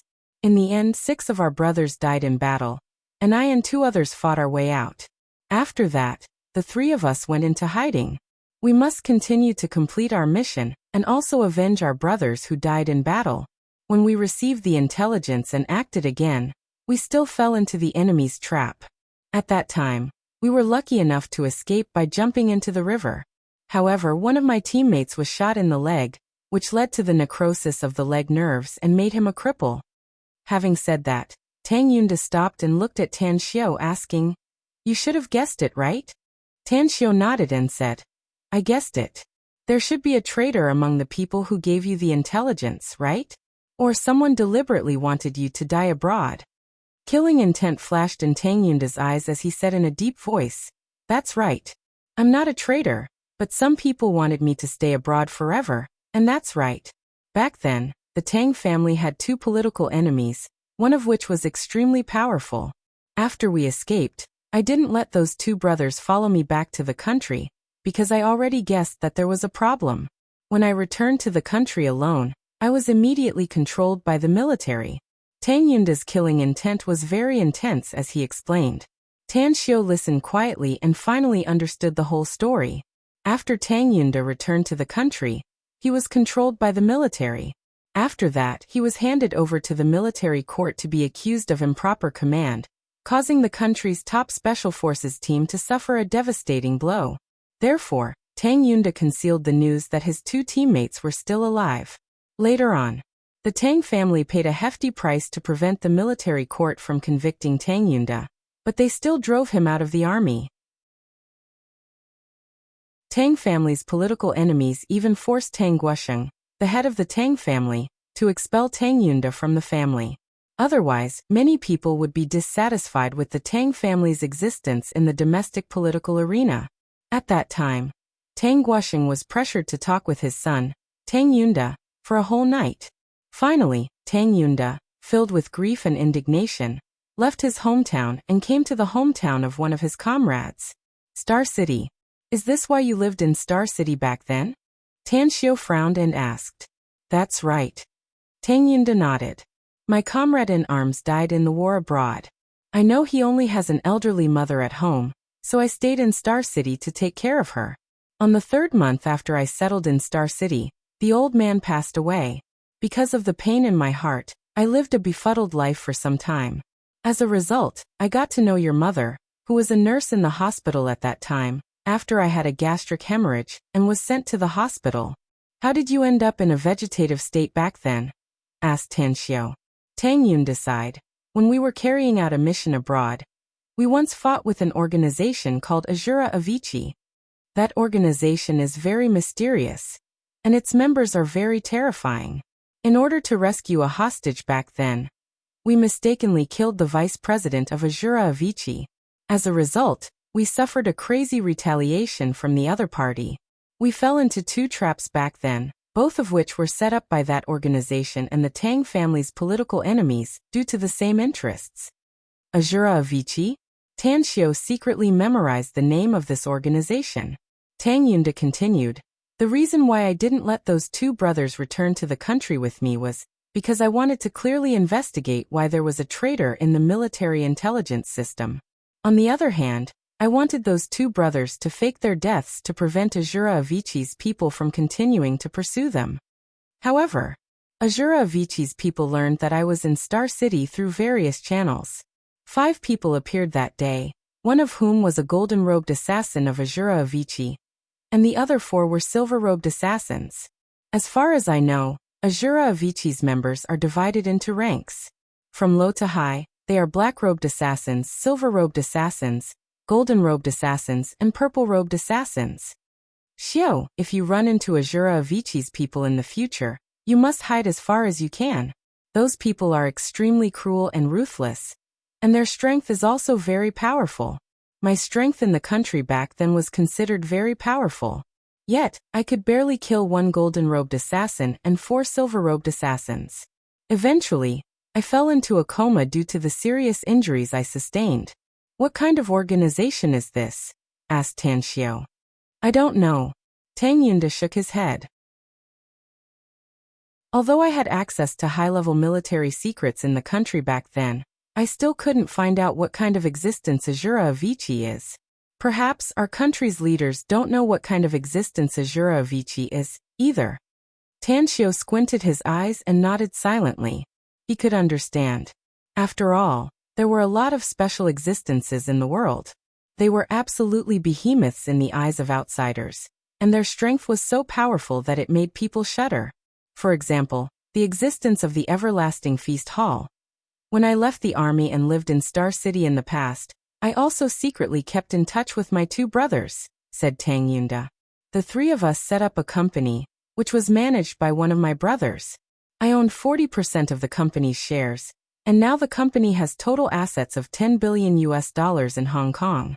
Its headquarters is in Macau, and it's called the Infernal Spirit Group. Tan Xiao didn't know much about those large groups, especially the one in Macau. He had never heard of it. However, having total assets of $10 billion proved that the strength of this company was very powerful. His father owned 40% of the shares, which meant that he also had total assets of tens of billions of US dollars. Tang Yunda took a deep breath and bitterly said, "As a matter of fact, before I was found by those people from Azura of Vichy, I had a faint uneasy feeling inside. Therefore, not only did your mother and I not hold a wedding, we didn't even dare to get a marriage certificate. I was even afraid that if something really happened to me, no one would take care of your mother, so I secretly helped Su Shangwen set up the Shangwen Group. The registered capital was 2 million, and I gave it to him. It's just that I never thought that after my accident, not only did he not abide by the agreement to let your mother live a rich life without worrying about food and clothing, but he even deliberately made things difficult for you and your mother." Tan Xiao was shaken inwardly and asked, "You mean, did you give Su Shangwen the capital to start up his business? Did you have an agreement with him?" "That's right." Tang Yunda nodded. "Otherwise, how do you think a young man who just came to Star City from the countryside to work could come up with such a large sum of money to register a company? Even his first few small projects, I was the one who helped him get them." Tan Xiao slowly closed his eyes. The last bit of ill feeling he had toward Tang Yunda had disappeared without a trace. "Dad, have you seen him? I went to the prison and saw him." Tang Yunda nodded. "No matter what, he's still your mother's big brother.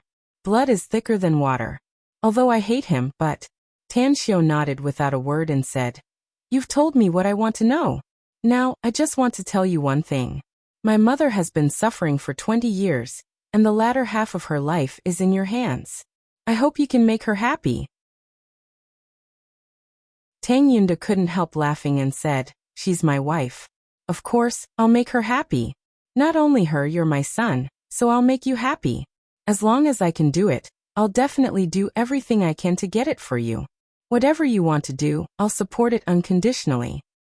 A trace of a smile appeared on Tan Xiao's face as he said, "Relying on heaven, earth, and my parents is not a real man. I can create a piece of the world with my bare hands. I think you should understand the saying, the father is a hero and the son is a real man. I understand, Tang Yunda said with a smile. Tan Xiao nodded and suddenly asked, what's your plan for the future? The most important thing is to accompany your mother, said Tang Yunda. I've given all my belongings to her, so I'll follow her to make a living in the future. What about revenge? Tan Xiao asked lightly. Tang Yunda was silent for a moment and slowly said, I'll definitely take revenge for the enmity of that year, but not now. I've been waiting for 20 years, so it's not like I can wait any longer. Tan Xiao took a deep breath and indifferently said, tell me when you're going to take revenge. Tang Yunda let out a faint smile and said, all right, I've told you everything. Now, shouldn't you tell me what you've done? Tan Xiao organized his words inwardly and said, I've established the magnificent Tang Corporation, which can be considered as a small undertaking. I've bought an island in the Pacific Ocean, and am now sending people to rebuild it. It will be our family's headquarters in the future. Also, I have another identity that my mother doesn't know about. I'm the owner of the Everlasting Feast Hall in Jingmen Island. The Everlasting Feast Hall? How come you have a business in Jingmen Island? Asked Tang Yunda, confused. It's not something that can be explained in a few words, said Tan Xiao. I'll tell you when the time is right. You only need to know that the people from the Everlasting Feast Hall are our own people. I understand. Tang Yunda nodded.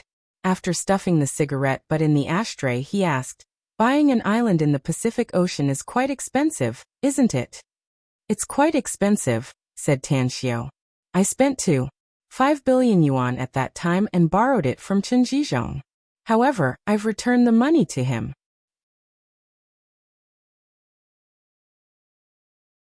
Chapter 312. Tang Yunda was a bit surprised. He looked at his son's calm face and curiously asked, 5 billion is not a small amount. Where did you get so much money? As far as I know, the magnificent Tang Corporation has been investing funds, yet it hasn't gotten any profit yet. Don't worry, Tan Xiao said. There's no problem with my money. The last thing we need to talk about now is not about money. Then what is it? Tang Yunda was puzzled. Aren't you curious as to why I have an apprentice? Tan Xiao asked. Tang Yunda stared blankly for a moment before his expression turned serious.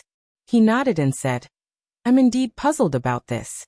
I once asked Yinin about it, but that little girl is very tight-lipped and doesn't want to tell me. It's fine if you only have her as your apprentice. But Chen Zhizhong of the Endless Virtue Pharmaceutical, a dignified billionaire, is actually willing to worship you as his master. Moreover, I heard that he's very respectful to you. It's really puzzling. I have a cultivation technique. It's just like in the fairy tales, to become an immortal, Tan Xiao said. They worship me as their master to learn the path of immortality. Tang Yunda couldn't help laughing and said, aren't you swindling me, Xiao? How can there be such a thing as immortal cultivation in this world?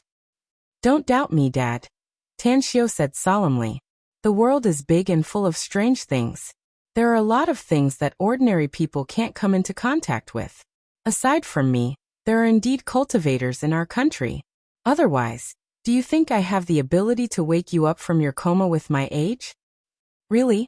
The smile on Tang Yunda's face finally disappeared as he asked in surprise. It's true, Tan Xiao said. However, you're old and your body has been damaged for 20 years, and your essence, qi, and spirit have been overconsumed. I'm going to prescribe a medicated diet for you and Mom to eat every day. I can teach you an immortal cultivation technique half a year later. What kind of effect does this immortal cultivation technique have? Tang Yunda asked. Can it really become an immortal? Tan Xiao raised his brows and his figure instantly disappeared in front of Tang Yunda. The next moment he appeared at the door and said, what do you think of this speed? So fast. Tang Yunda's heart was shaken. He saw a blur before his eyes and Tan Xiao sat back in front of him. The shock in his heart was like a surging tide that couldn't be calmed down for a long time. Tan Xiao said, my speed and strength are now 100 times that of an ordinary person. Furthermore, this was under the condition that my cultivation was very low. If I can cultivate to the great accomplishment realm in the future, I will be able to topple the mountains and overturn the seas. Tang Yunda's mouth twitched a few times as he looked at Tan Xiao with fiery eyes and said, I also want to learn. You must teach me in half a year. Before, he did not have much hope for revenge. After all, the enemy was too strong, so strong that he felt a deep fear in his heart. However, if he were to cultivate an immortal technique, his strength would increase tremendously. At that time, it would be much easier for him to take his revenge. After the conversation, Tan Xiao and Tang Yunda came to the living room together. Su Lingyun was keenly aware that her son and husband seemed to be a lot closer. This discovery made her very happy. Xiao, you're going to Shanghai tomorrow. Is there anything else you need to prepare? Tan Xiao shook his head and said with a smile, I don't need to prepare anything. I'll bring some clothes when the time comes. I'll buy them myself if I lack anything when I get to Shanghai. Su Lingyun nodded. She took out a bank card from her pocket and handed it to Tan Xiao saying, Xiao, this is the living expenses Mom gave you. There's 100,000 yuan in this card. If you need anything, just buy it. Just tell me if you don't have enough money. I have money, Mom. Tan Xiao was at a loss whether he had to cry or laugh. You. Su Lingyun interrupted Tan Xiao and said, Mom knows you have money. But this is what Mom prepared for you, so you must take it. You must study hard when you get to Shanghai. There's no harm in learning more things while you're still young. I know. Tan Xiao nodded. The next day, Tan Xiao was dragged by his mother to go shopping and bought a lot of food and clothes for him. The trunk of Tan Xiao's Land Rover SUV was slowly stuffed. If it weren't for Tan Xiao's persuasion, perhaps Su Lingyun wouldn't have given up. In the afternoon, Tan Xiao came to the magnificent Tang Corporation's HQ. Since the security guards outside the HQ knew Tan Xiao, they directly let him pass. When Tan Xiao came to the general manager's office, he heard the dispute inside. Chief Kong, please let me go. I promise I'll make sure it's done right. Everything else is fine, but this matter is out of the question. The winery needs you to oversee it, so you must stay. Let Su Quan go with me. He's very smart and tactful. Chief Kong, I don't understand. Our magnificent Tang Corporation has too many things for you to deal with. Why do you have to go to Shanghai personally? You see, I've already prepared a speech for me, and I can recite it fluently. I have my own reasons for going to Shanghai. Upon hearing up to here, a smile appeared on Tang Xiao's face as he knocked on the door. After pushing the door and entering, he saw Kong Xia sitting at the desk, while Scarblade Chong was standing outside the desk with a distressed expression. Boss. The moment Kong Xia saw Tan Xiao, her eyes suddenly lit up. She jumped up from the sofa and rushed to Tan Xiao. Her eyes were full of tenderness. It had been more than a month. She missed Tan Xiao so much that she couldn't even eat or drink. If she really wanted to rush to Nine Dragons Island to see Tan Xiao, if it wasn't because she had too many things to deal with in the magnificent Tang Corporation. Scarlade Chong also looked pleasantly surprised upon seeing Tan Xiao's arrival. However, the smile on his face suddenly froze when he saw Kong Xia quickly running to Tan Xiao and intimately holding Tan Xiao's arm. You're going to Shanghai to attend the wine tasting conference? Tan Xiao said with a smile. I thought you wouldn't go back to Star City after coming back from abroad, and would directly go to Shanghai to study. Kong Xia giggled. That's why I'm going to Shanghai to see you.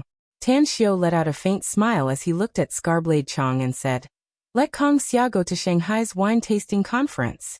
The wine we brew must be an instant hit in the country. The wine tasting conference is the best opportunity. Scarblade Chong looked at Kong Xia, and then looked at Tan Xiao. A wry smile appeared on his rough face. He now understood why Kong Xia always refused him to go to Shanghai. It turned out that she was going to Shanghai not only to attend the wine tasting conference, but also to see her lover. I understand, boss.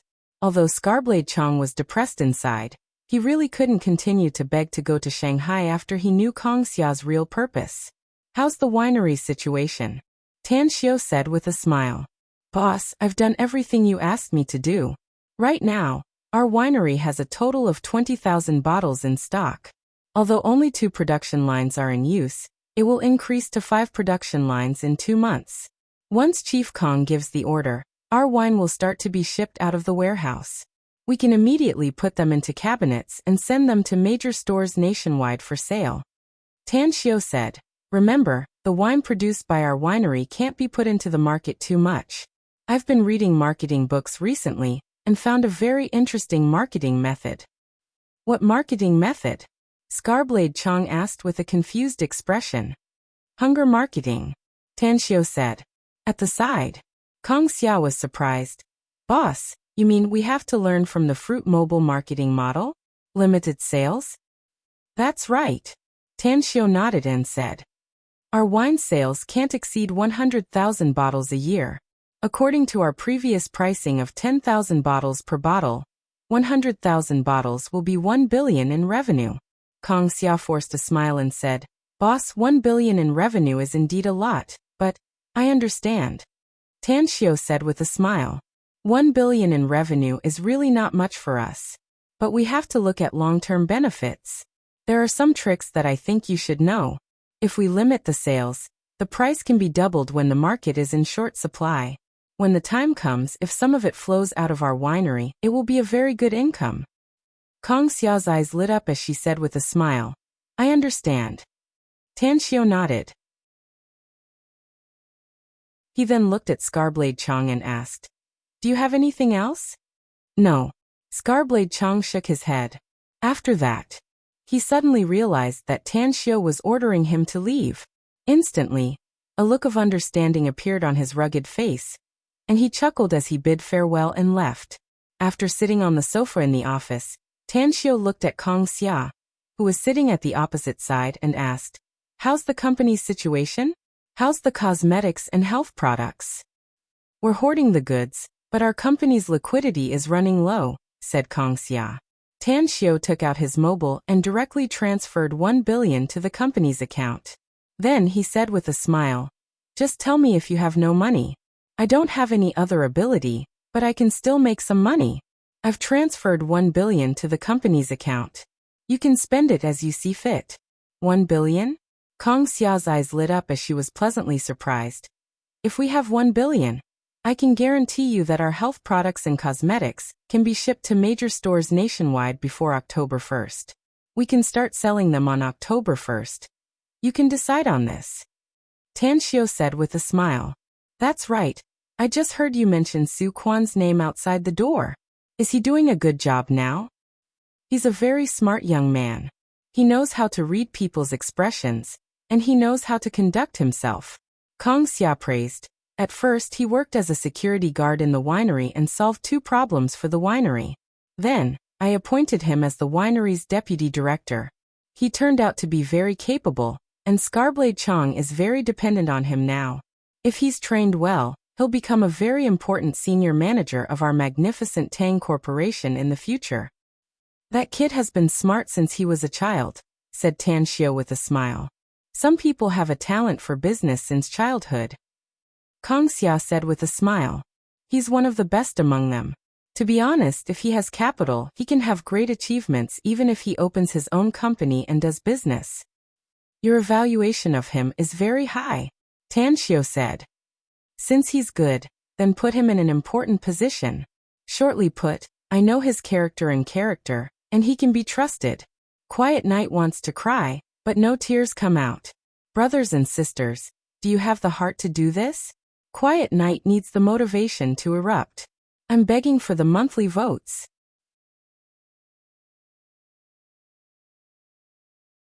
Chapter 313.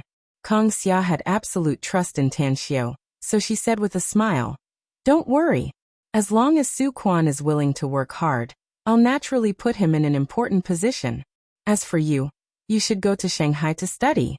Don't be corrupted by Shanghai's debauchery and materialistic society. Tan Xiu couldn't help laughing. He shook his head and said, There's no place in this world that can corrupt me. Just put your heart at ease.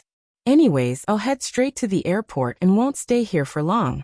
Just call me if there's anything. Kong Xia was somewhat reluctant. After all, they didn't even have a meal together after meeting Tan Xiu. However, she recalled that she would be going to Shanghai in 5 or 6 days. At that time, she would be able to see Tan Xiu again. The disappointment in her heart vanished in an instant. She and Tanxiu had already pierced through the thin layer of window paper. Although Tanxiu didn't give her a status and they weren't even boyfriend and girlfriend, she regarded herself as Tanxiu's woman. Standing at the office window, Kang Xia watched as Tanxiu walked out of the building's entrance and boarded a taxi with a travel bag. The corner of her mouth gently raised, revealing a charming smile. Still so low-key. A dignified big boss often takes taxis. Can't he find a driver? At 10 p.m., Tanxiu boarded a private jet borrowed from Ouyang Lulu and rushed to Shanghai Airport. Although the Everlasting Feast Hall had a branch in Shanghai and also had a person in charge here, he didn't inform anyone and took a taxi alone to the villa complex near Shanghai University. Blue Star Villa Complex.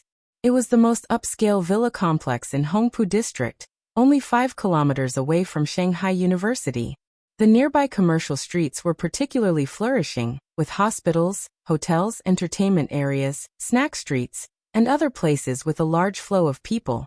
After getting out of the taxi, Tanxiu carried his bag and went straight to the South Gate sentry post. "Hello, sir. Please show me your pass." Several security guards blocked Tanxiu's way. Tanxiu took out the villa's access card, shook his head and said, "I don't have an access card, but I have the access card for this place." One of the security guards took Tanxiu's card. When his eyes fell on the number 9 on it, his expression suddenly changed. He asked respectfully, "Sir, is this your first time here?"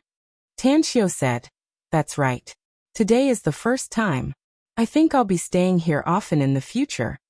The security guard took out his mobile and opened the internal system. After checking the information, he quickly smiled and said, "Are you Mr. Tang? You live in Villa number 9. In addition, our Villa District's Property Management Office has already recommended a few nannies for you.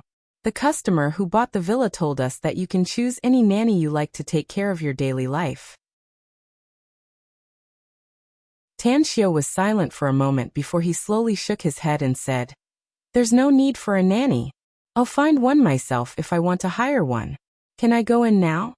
The security guard quickly nodded and said, "Please, Mr. Tang. That's right, this place is a bit far from Villa number 9. Do you need us to drive you there?"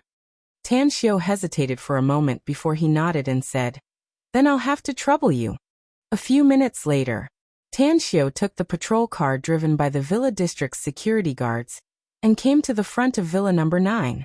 To his surprise, among the dozens of villas he passed by, only this villa was the most luxurious one, and its location was also the innermost. The number of security guards patrolling here also seemed to be more than other places. "Thank you. You're welcome. This is what we should do." Tanxiu watched the security guard drive away. Then he turned around and opened the door of the villa's courtyard.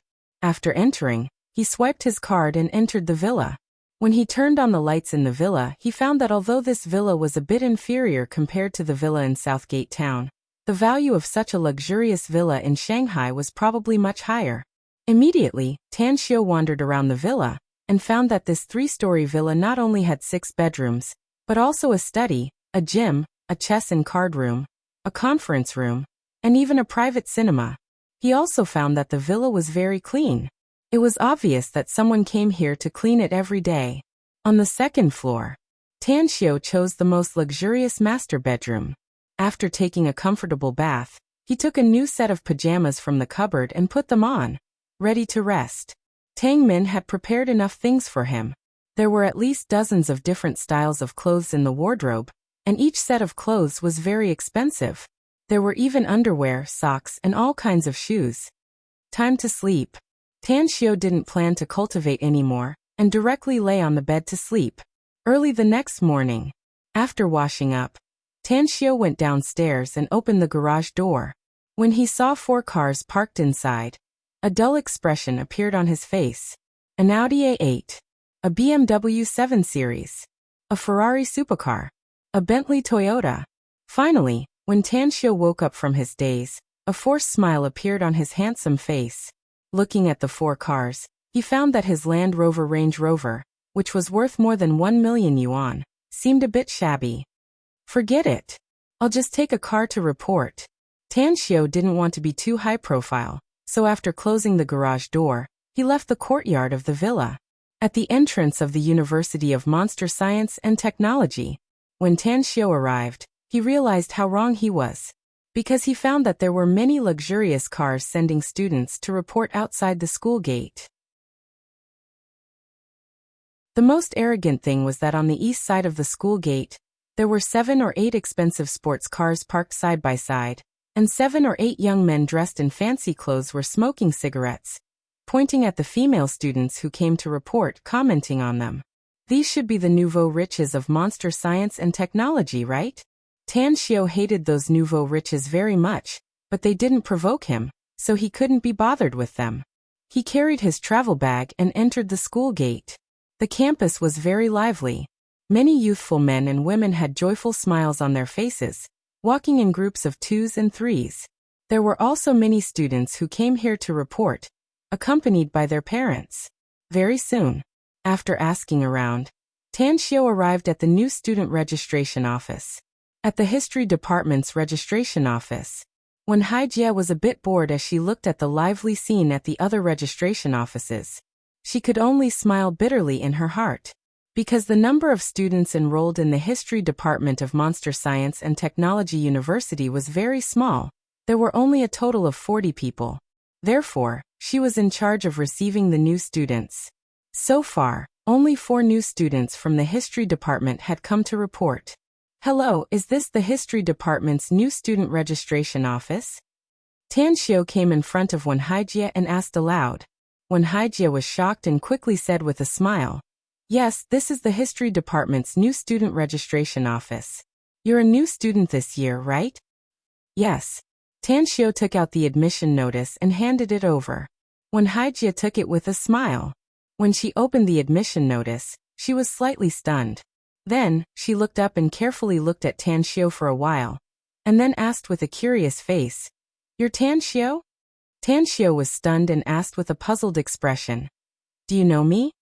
Wen Haijie said with a smile, "It's not that I know you, but your name has long resounded in my ears. Shuangqing Province's top scorer in science subjects, and the most dazzling genius in the country with the college entrance test results. You almost scored full marks in all subjects. The most important thing is that you didn't choose the Imperial Capital University, but chose our University of Monster Science and Technology. The most puzzling thing is that you chose the history department, which very few people are willing to study. Furthermore," Tan Xiao noticed that when Haijie's words paused, so he asked with a smile, "Furthermore what?" "Furthermore, our vice dean of the history department has reminded me many times in the past few days to immediately inform him once you register at the university," said Wen Haijie. Tan Xiao pondered for a moment and slowly asked, "You mean Lu Bai?" "What Lu Bai?" "You should call him Vice Dean Lu or Professor Lu," said Wen Haijie with a smile. "All right." Tan Xiao nodded. "Please help me with the admission procedures." "No problem. Give me your ID card," said Wen Haijie. "Also, our university is the registration time for new students from the 1st to the 7th. The military training will begin on the 8th, and will last for half a month. After the military training is over, the university will officially start. One more thing, your school fees are completely free of charge. As for the miscellaneous fees, Vice Dean Lu has already paid for you." "Vice Dean Lu has paid for me?" Tan Xiao was surprised. "Why?" Wen Haijie shook her head and said, "You ask me, but who am I supposed to ask? Don't tell me you don't know him before?" "I know him," said Tan Xiao. "Since you know each other, then it's not a big deal for him to pay for you," said Wen Haijie. A few minutes later, Wen Haijie handled the admission procedures for Tan Xiao and gave Tan Xiao a receipt. Then, she handed a key to Tan Xiao and said, "This is the key to your dormitory. The students in your dormitory haven't come yet." Tan Xiao took the key and asked, "Are you a teacher of the history department?" "That's right," said Wen Haijie with a smile. "You can call me Teacher 1 or Senior Sister 1. I've only been teaching here for 2 years." "I'll still call you Senior Sister 1, Tan Xiao said with a smile. "No problem," Wen Haijie said with a smile. "Put your things in your dormitory first, and then report to your homeroom teacher. The history department's classroom is on the 4th floor of Block B. All right, goodbye. Tan Xiao took his bag and left the registration office and went to his dormitory. Although there was a villa outside the campus, he didn't know whether he could live outside the campus. So he had to settle in the dormitory first and then ask the homeroom teacher. Dormitory building. Tan Xiao opened the door with the key. After entering, he found that the environment inside was good. There were 4 beds, all on the upper bunk, and below them were bookcases, one for each student. It was obvious that someone had cleaned the place in advance, and there was not much dust and dirt. However, he didn't know whether to laugh or cry. The stickers on the wall were all left, including several large stickers of girls in revealing bikinis. Tang Xiao looked at the bed number and found that the bed with his name written on it was on the left side of the inner side. He then stuffed his travel bag into the cabinet and went to the logistics department to get a bedding, a basin, a bucket, a mat, and other things. Tan Xiao came back with a lot of things and found that the lock of the dormitory was unlocked and the door was open. Today's second chapter.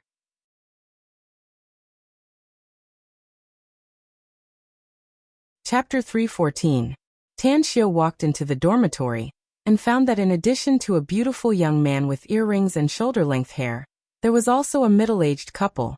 Hello. Tan Xiao greeted them with a smile. The young man jumped up from the chair and rushed to Tan Xiao. With a smile on his face, he said, "You're my dormitory brother, right? I'm Yu Kai." Tan Xiao said with a smile, "I'm Tan Xiao." Yu Kai said with a smile, "Nice to meet you.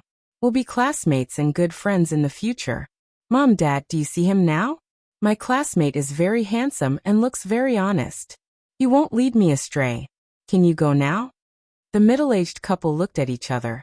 And then the middle-aged man said with a smile, "Little Tang, right? Our family's Yu Kai is used to being mischievous. You've been classmates for a few years. I hope you can take good care of him. If he makes trouble at school, you can call me directly." Saying that, he took out a business card from his pocket and handed it to Tan Xiao. Tan Xiao looked at the business card and found that there was nothing else on it except a name and a cell phone number. Immediately, he put the business card in his pocket and said with a smile, "Don't worry. Yu Kai's face is good. He's not a treacherous person. We'll help each other." Yu Chongqing was surprised and said, "Little Tang knows how to read faces?" Tan Xiao smiled and didn't say anything. The middle-aged woman pulled Yu Chongqing and said with a smile, "Little Kai, we've sent you to school. You have to study hard. Don't go out with your gang of scoundrels in the future. If I find out that you skipped class or ran out to live outside the school, I'll stop all your bank cards." "Mom, I know." Yu Kai glanced at Tan Xiao awkwardly and said with a bit of anger in his tone. Then Yu Chongqing and his wife left the dormitory. The smile on Yu Kai's face instantly disappeared and was replaced with a bored expression. He sat back on the chair, crossed his legs and looked at Tang Xiao snorting. What's your name, Tang Xiao?" "Tang. Tan Xiao. Don't worry. In the future, we'll be in the same dormitory, and we'll see each other all the time. We need to maintain a good relationship. I'll protect you in school." Tan Xiao smiled and said while making the bed, "You just finished reporting, right? Hurry up and head to the logistics department to collect the items. There are a lot of people over there, so we don't want the good things to be taken away by others." Yu Kai waved his hand and said, "The things given by the school are all rubbish. I don't need them. Do you have time after we report to our homeroom teacher? Let's go shopping outside. I'll treat you to a restaurant this afternoon." Tan Xiao hesitated for a moment before saying with a smile, "Sure. I want to buy some things too." Yu Kai got up and went to the toilet. When he came out, he saw that Tan Xiao had already packed up and immediately said, "Let's go." "We don't know when the other 2 from our dormitory will arrive. Let's not wait for them." "That's right. I'll leave them a note and tell them to go directly to the hotel to find us." "Do you know them?" Tan Xiao was surprised. "No, I don't." Yu Kai shook his head. "You don't know them. Do you think they will go if you leave them a note?" Tan Xiao forced a smile. Yu Kai shrugged and lightly said, "They don't care if they go or not. Let's go. Don't dawdle like a woman. Let's go to the classroom first." Tan Xiu couldn't help laughing. He found that Yukai was really a spoiled brat. Just now, he deliberately acted very close to his parents, and it seemed that he did it for his parents. The history department's classroom was on the 4th floor of Block B. When Tan Xiu and Yukai arrived, they found that there were only 4 or 5 students chatting in the classroom. When they saw the two of them, a tall and well-mannered male student immediately said with a smile, "Welcome, 2 new students. I'm Zhao Liang from Jingmen Island." Tan Xiu, Yukai. The two of them reported their names. Zhao Liang grinned and said, "2 brothers you don't know yet, right? Our teacher in charge is a great beauty, a very young beauty. I've seen a lot of beauties, but not many are more beautiful than her." "That's right. She went to get something and will be back soon." Tan Xiu had a strong immunity toward beauties, so he just smiled and didn't say anything. On the contrary, Yukai's spirit was shaken after hearing it. He moved closer to Zhao Liang and directly sat on the desk, asking curiously, "Is she really beautiful? Really young? Do you have any photos?" Zhao Liang's eyes lit up as if he had found a confidant. He put his hand on Yukai's shoulder and quickly took out his mobile phone. He opened a few photos and said, "Of course I have photos. 2 of them were secretly taken by me. And the last one is a photo I strongly requested with Teacher Han. How is it? Beautiful, right?" After looking at the photos, Yukai nodded and said with a smile, "She's beautiful. She's many times more beautiful than those female teachers I saw. Even when compared to those super exquisite women, they were not far off. I've decided that Teacher Han will be my first goal in college." Zhao Liang stared blankly for a moment before giving a thumbs up and praised, "You're awesome, brother. I'll be satisfied if I can find a campus belle as my girlfriend. I didn't expect your dream to be bigger than mine. Let's have a good drink at noon." A smile appeared on the corner of Yukai's mouth as he said straightforwardly, "No problem. By the way, do you have time after Tan Xiu and I report to Teacher Han? Let's go out and buy some stuff. I'll treat you at noon. Let's go to a big restaurant outside and have a good drink." "All right." Zhao Liang nodded. "I just arrived in Shanghai this morning and haven't gone out to see the scenery here yet." "That's right, if you have time one day, let's go buy a car. It's quite depressing to not have a car in Shanghai. It's inconvenient to do anything." At the side. Upon hearing Zhao Liang's words, Tan Xiu secretly forced a smile. He didn't expect that he would know 2 rich people as soon as he came to college. It seemed that he wouldn't be lonely in college in the future. From the corner of his eyes, he suddenly noticed that someone was approaching. When he looked up and saw the person, his expression slightly froze. He instantly looked at the person and exclaimed, "You? How come it's you? Why can't it be me?" Han Qinggu, who was holding a stack of documents in her hand, said with a bright smile on her face, "Han Qinggu, why don't you pinch me?" Tan Xiu forced a smile and said, "I feel like I'm dreaming right now." "Pfft." Han Qinggu couldn't help laughing as she said with a smile, "Tan Xiu, you didn't expect that I would come to Shanghai University to be a teacher, did you? You also didn't expect that I'll be your class teacher for the next 4 years, did you?" Tan Xiu was stunned. His eyes instantly turned round as he exclaimed, You came to Shanghai University to teach? And you're going to be my class teacher for the next 4 years? Are you kidding me?" "I'm not joking with you," said Han Qinggu. "Do you still remember when I came to Shanghai during the summer vacation and asked you to help me entertain my good sister? That time, I came to Shanghai for a transfer. However, teaching in the history department is the school's arrangement." Yukai, Zhao Liang, and the other 4 students looked at Tan Xiu and Han Qinggu with a strange expression.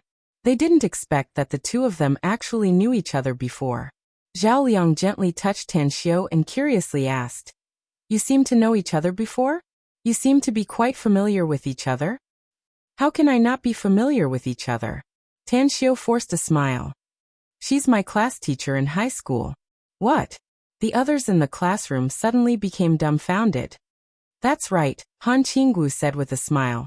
"Tan Xiu was my student in high school, and he's going to be my student in the university. This shows that the fate between us is not shallow. Don't worry.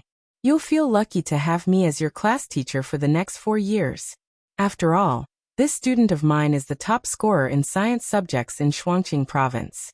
His excellent student proves that I, as a teacher, am also very powerful. Shuangqing province? The top scorer in the college entrance examination? Yukai seemed to know Tanxiu again. He raised his thumbs up and praised. You're a top student. But, I'm going to regret it now. Regret what? Zhao Liang was confused. What else can it be? Yukai snappily said. It's what I just said. You can't see how deep the fate between the two of them is. Even if I exhaust all my means, I'm afraid I won't be able to win her heart. Furthermore, I'll be staying in the same dormitory and classroom with Tanxiu for 4 years. I can't bully my brother's wife. Got it? Zhao Liang burst into laughter. Upon hearing their words, Tanxiu immediately forced a smile and said, Yukai, don't talk nonsense. I and Miss Han have a pure teacher-student relationship. If you have the ability, go ahead and pursue her. Han Qinggu was at a loss whether to laugh or cry as she looked at them. She snappily rolled her eyes at them and said, Don't talk nonsense. I'm your teacher. If any of you dare to mess around in the future, I'll make things difficult for you. Ugh. Even someone as bold as Yukai couldn't help but shrink his neck at this moment. A few minutes later, Tanxiu and Yukai signed their names on the roster. Teacher Han, we're going out to buy some things. If there's nothing else, we'll take our leave first. Yukai returned the pen to Han Qinggu. Han Qinggu nodded and said, Go. Tanxiu, you haven't changed your phone number, have you? I'll call you in the afternoon. Let's have dinner together tonight. All right. Tanxiu nodded and followed Yukai out of the classroom. In the corridor. Yukai, I'm willing to bet that teacher Han applied to transfer to Shanghai University from her high school because of Tanxiu, said Zhao Liang with a serious expression. Brother Tanxiu's charm almost made me kneel down. Yukai nodded and said, That's right. Otherwise, how could a high school teacher travel thousands of miles to Shanghai University to teach? Besides, I dare say that teacher Han's family must have a lot of connections. They must have spent a lot of effort, else she wouldn't have been able to enter Shanghai University. Tanxiu forced a smile and said, Can you two not talk nonsense? Miss Han and I really have a very pure teacher-student relationship. Like hell, I believe you. The two of them shouted in unison. Immediately after, Yukai said, Tanxiu, you'll be our big boss from now on. As long as you can teach us some skills to pick up girls, we're willing to serve you tea and serve you like a big boss. Get lost. There's already a second update, so how can there not be a third update? _Quiet Night has just been seriously writing on the public account about Tanxiu's story in the Immortal world. I almost forgot to update the main text. I really deserve to die. If you're interested in the content, please pay attention to it. Quiet Night will update the Immortal world's news every week, and we'll interact with each other in a timely manner. There's also a rain of red packets from time to time. _.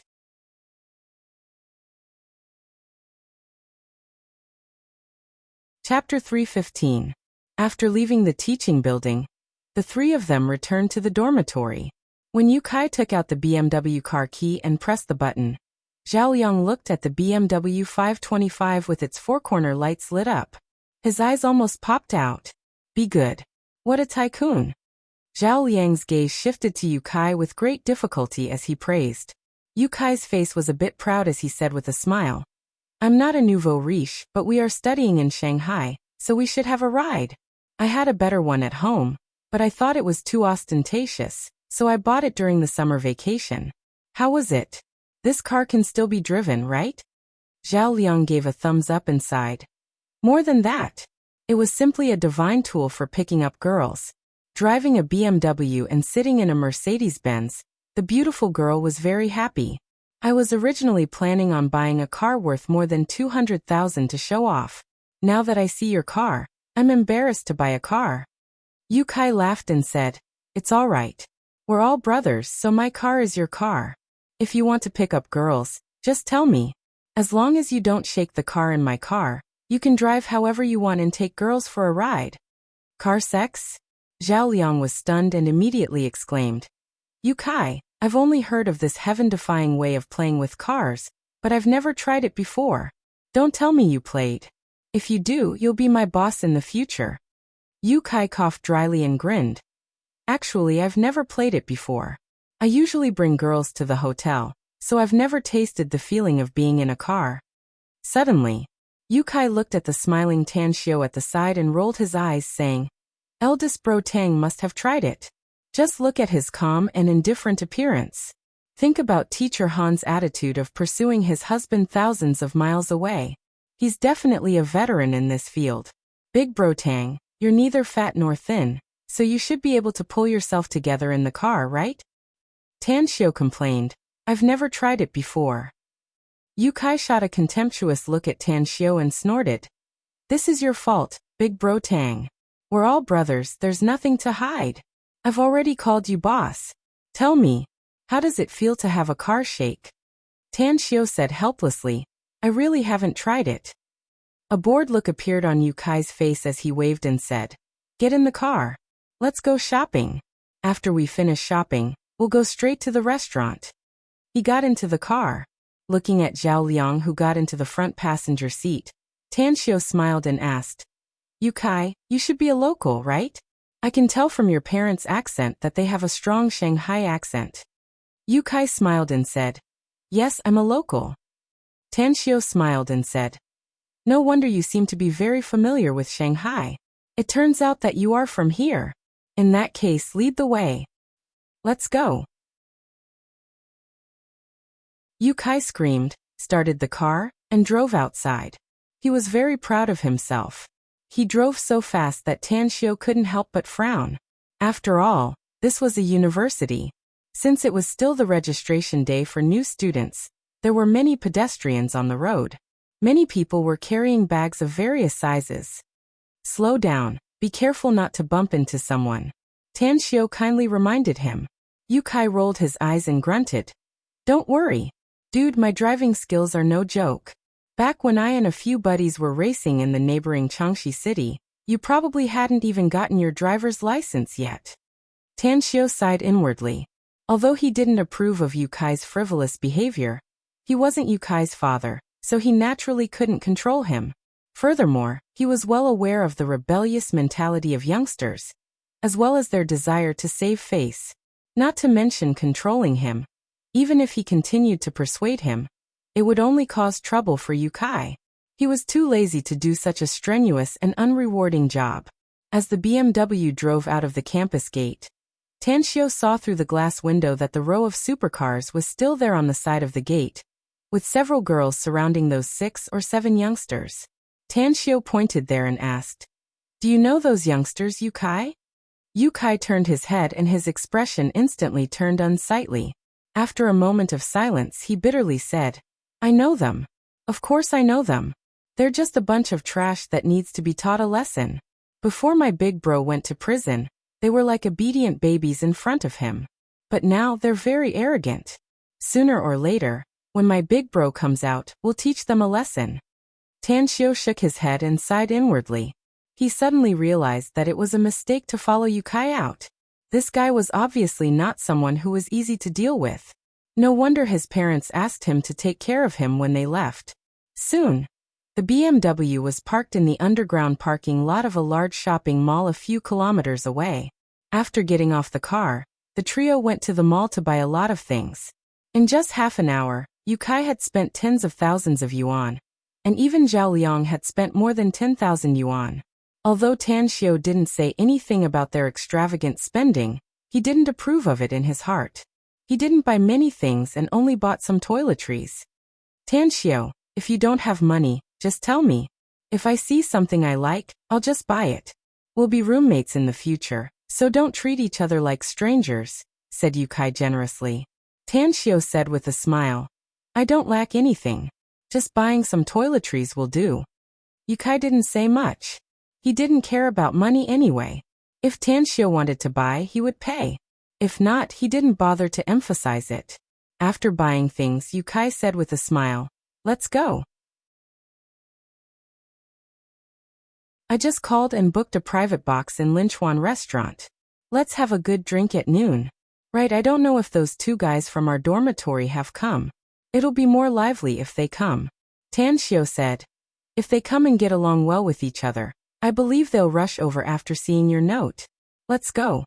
It was past 11 a.m. Lin Chuan Restaurant's business was particularly booming. The first floor's hall was almost full. When the trio arrived, they found that there were still many people going upstairs.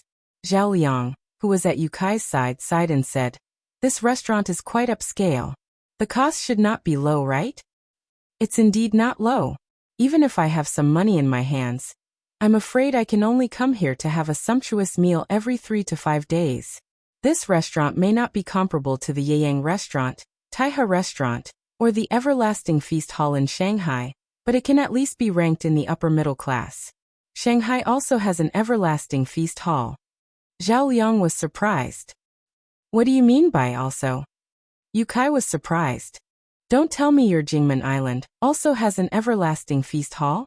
"Yes, and the threshold is very high," said Zhao Liang. "I've gone there with my dad a few times. Unfortunately, my dad isn't a VIP there. Otherwise, he can simply enjoy the treatment of an emperor." Yu Kai couldn't help laughing and said, "I've been to Shanghai's Everlasting Feast Hall a few times. It's really good. Unfortunately, it's a bit far from here. If it weren't for our classmates coming over, we could have gone there to eat now." "The Everlasting Feast Hall?" A playful arc outlined on the corner of Tan Xiu's mouth, and a bit of a smile could be seen on his handsome face. He didn't expect that he would hear this name from his classmates as soon as he arrived in Shanghai. He originally planned to visit Shanghai's Everlasting Feast Hall when he had time. 10 minutes later, as the three of them sat in the private room and the dishes were served, Yu Kai's cell phone rang. "Yu Kai speaking, who are you looking for?" "I'm Hu Qingsong, staying in room 428 of Shanghai University's male dormitory. I saw the note you left."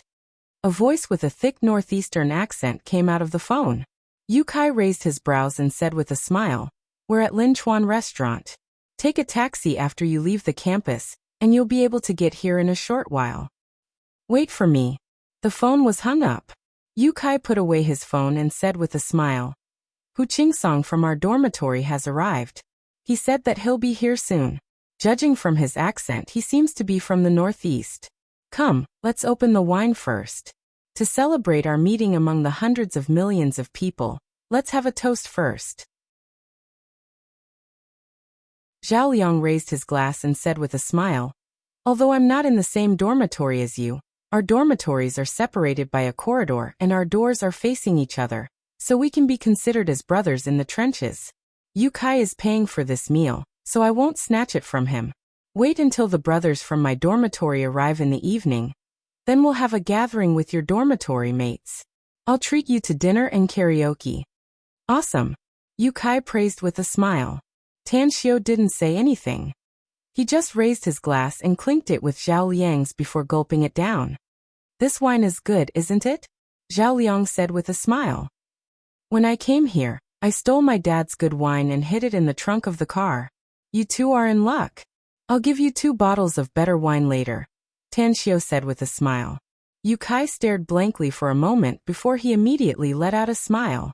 In his mind, Tan Xiu was not a child from a rich family. Otherwise, he wouldn't have been so frugal in the mall. Therefore, he regarded Tan Xiu's words as Tan Xiu's trying to save face and didn't take it to heart. Half an hour later, when almost all the dishes were served, Yu Kai looked at the time and asked with a confused expression, "Why hasn't Hu Qingsong arrived yet? Even if he ran here, shouldn't he be here by now?" Knock, knock. As his voice faded away, the private room's door was knocked. Immediately after, a dark-skinned and sturdy young man opened the door. After looking at the 3 people in the private room, he grinned and said, "I'm Hu Qingsong. I'm not late, am I?" Yu Kai and Zhao Liang got up one after another with strange expressions in their eyes. Tan Xiu, on the other hand, furrowed his brows with a puzzled expression in his eyes. It was because Hu Qingsong's face was covered with bruises, and there were footprints on his body that hadn't been wiped clean. It was obvious that he had just fought with someone. "I'm Yu Kai, brother. What are you doing here?" Yu Kai waved and asked while pointing at Hu Qingsong's face.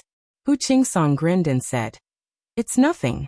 I just encountered some minor troubles on the way here, but they've all been solved." Zhao Liang stretched out his hand and smilingly said, I'm Zhao Liang from Jingmen Island. We're classmates and live in the dormitory opposite each other. I'm Tan Xiao from Star City, said Tan Xiao with a smile. Today's first chapter is here, and there are 2 more chapters in the evening. Our WeChat public account has been updated. There will be a rain of red packets on the night of the 30th of this month. Brothers and sisters who haven't followed our WeChat public account yet, you'll be heartbroken if you miss this rain of red packets. __ The Silent Night Society will update the news in the Immortal world every week and interact with you in a timely manner. There will be a rain of red packets from time to time. __.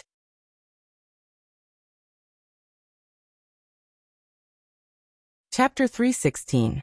Hu Qingsong shook hands with them and smilingly said, "We're all brothers in the future, so let's get along well since fate brought us together here. I'm from the Northeast, and we're the most forthright people.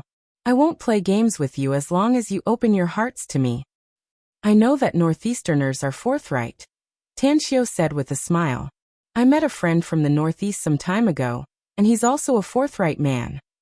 Hu Qingsong touched the corner of his mouth and wiped off the bloodstain.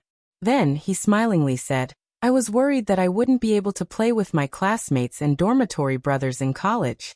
But now it seems that my worries were groundless. All of us are forthright people. Come on, let's fill our glasses first and have a toast. Who's going to treat us today? Will we have enough drinks?" Yu Kai obviously liked Hu Qingsong's forthright character, so he patted his chest and said, "I'll definitely have enough drinks. I'll treat you as long as you can drink. But I stole these 2 bottles from my house, so I won't have any more after I finish them. You can order whatever you want from the other good wines in this restaurant." Hu Qingsong raised his glass and praised, "Brother Yu Kai, you're indeed forthright. Come on, let's have a toast first and then chat later." "Ha." He gulped down a glass of wine. Yu Kai observed the bruises on Hu Qingsong's face and asked, "Tell me, old Hu, what kind of trouble did you encounter on the way here? We're brothers now that we're sitting and drinking together. Whoever dares to clamor at us, I'll beat him up." "It's just a trivial matter," said Hu Qingsong carelessly. "It's just that when I just left the campus, I bumped into a few guys teasing a female student. I dealt with those guys while I was at it and fought with them. I alone beat the 4 of them and beat the shit out of them. But, I also got some injuries." "You alone beat the 4 of them?" Yu Kai was surprised. "Of course. I was in the school sports team when I was in high school," said Hu Qingsong with a smile. "I was originally going to take the college entrance exam in Beijing, but my old man insisted that I study history. You don't know this, but ever since my great-grandfather's grave couldn't be found, my old man seemed to be possessed. He thought of all kinds of methods and even consulted some archaeologists in the capital, but no one could find it. My father was afraid that after he died, his descendants wouldn't be able to find his grave, so he insisted that every generation in our family learn history and even study archaeology." Zhao Liang laughed and said, "Your old man is really ridiculous." Hu Qingsong slapped his thigh and said in agreement, "Exactly. The feng shui master said that it was because the feng shui of our ancestors changed. He even said that the earth veins would change after moving the tombs. It was all bullshit. At that time, I almost asked my old man why did he want me to go to university. He might as well let me follow a feng shui master and become a half-immortal." Pfft, ha ha ha. Yu Kai and Hu Qingsong burst into laughter. Although Tan Xiao was also smiling, he was pondering over the words Hu Qingsong had said, moving the tombs and changing the veins of the earth. He knew array formations, so he naturally knew what the change of the earth veins meant. The feng shui that could cause the earth veins to change due to the natural environment was either very ominous or very auspicious. Tan Xiao was silent for a moment and then asked, "Can I ask you something, Hu Qingsong?" Hu Qingsong waved and said, "Ask away if you have anything to say, Brother Tang." Tan Xiao said, "Did something big happen in your family ever since the ancestral grave of your ancestors couldn't be found? Was it a funeral or a happy event?" Hu Qingsong stared blankly for a moment. He frowned and thought for a few seconds before replying, "No, it's not a funeral. But some happy events happened in my family a few times. My big brother got a wife, and she's a great beauty. My sister-in-law also gave birth to twins. Those two little guys are strong, and they'll definitely be able to fight like me in the future. That's right, there's also my father who made a small fortune in his business. Hee hee. I originally planned to treat my classmates to a meal today, but I didn't expect that Yukai would beat me to it. Tanshio finally understood. It seemed that the change of the earth veins of the grave was not a bad thing, but a happy event instead. BM. The private room's door was kicked open from the outside. More than a dozen youths in strange outfits took out steel pipes and knives from their bosoms and blocked the 4 people inside. Immediately after, several youths with black and blue noses and swollen faces came in behind a middle-aged man. Brother who? It's the one with the bruises on his face. One of the youths angrily shouted. The middle-aged man glanced at Hu Qingsong and sneered. Kid, are you the one who injured our little brothers? Hu Qingsong looked at them, as well as the rest of the gang members who harbored malicious intentions. He suddenly slapped the table and pointed at Yukai, Tangxiu, and the other two, cursing. Fuck. This Big Daddy thought you called those people.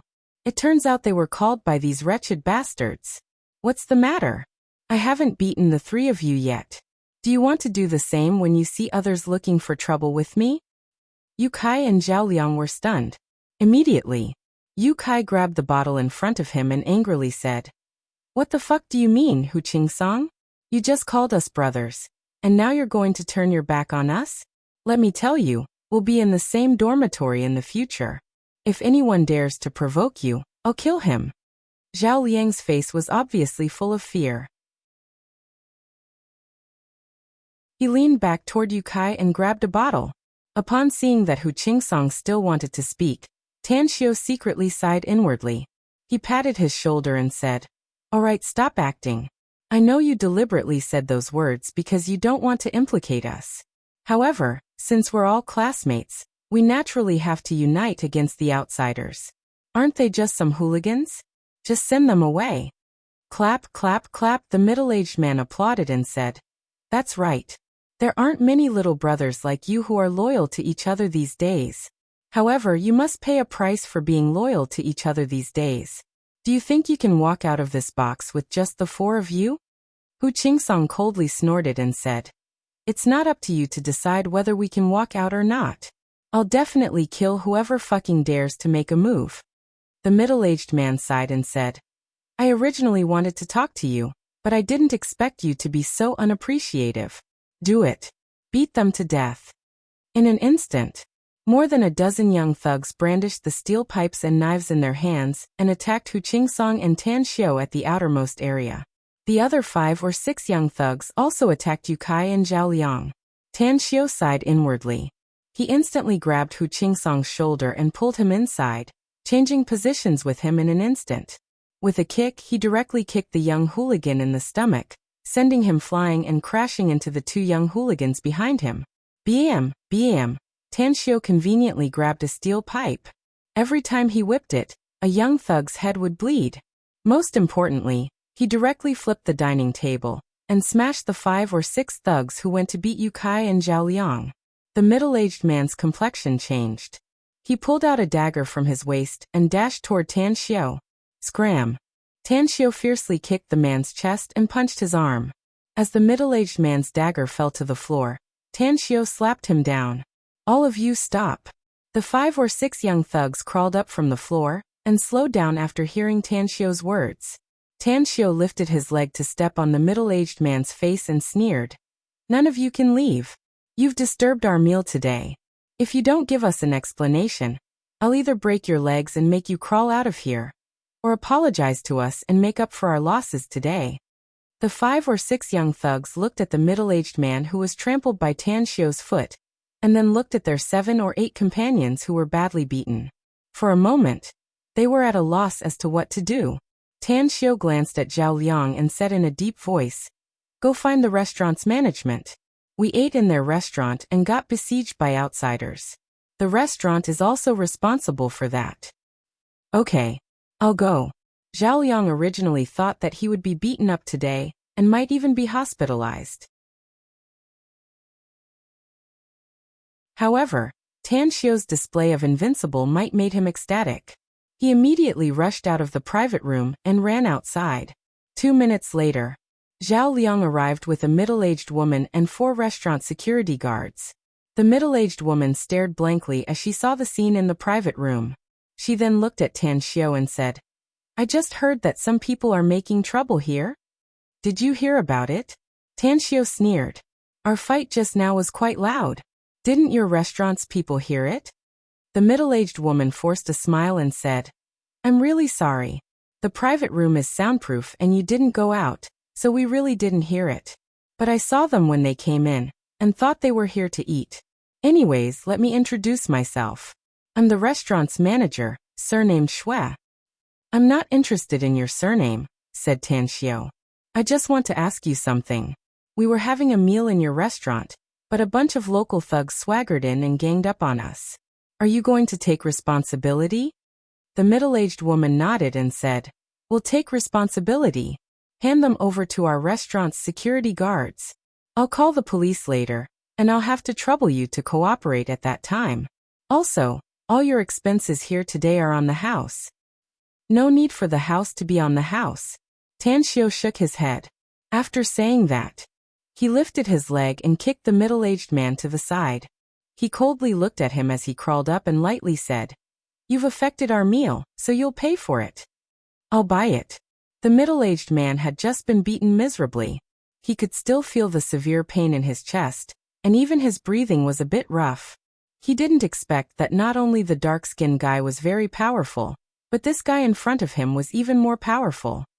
He had already cursed his underlings inwardly, but he didn't dare to show it in front of Tan Xiao and the others. "It's the end of the month. I'm crying for the monthly votes. I still need more than 100 votes to break through 10,000 votes. Brothers and sisters, please write down this achievement _.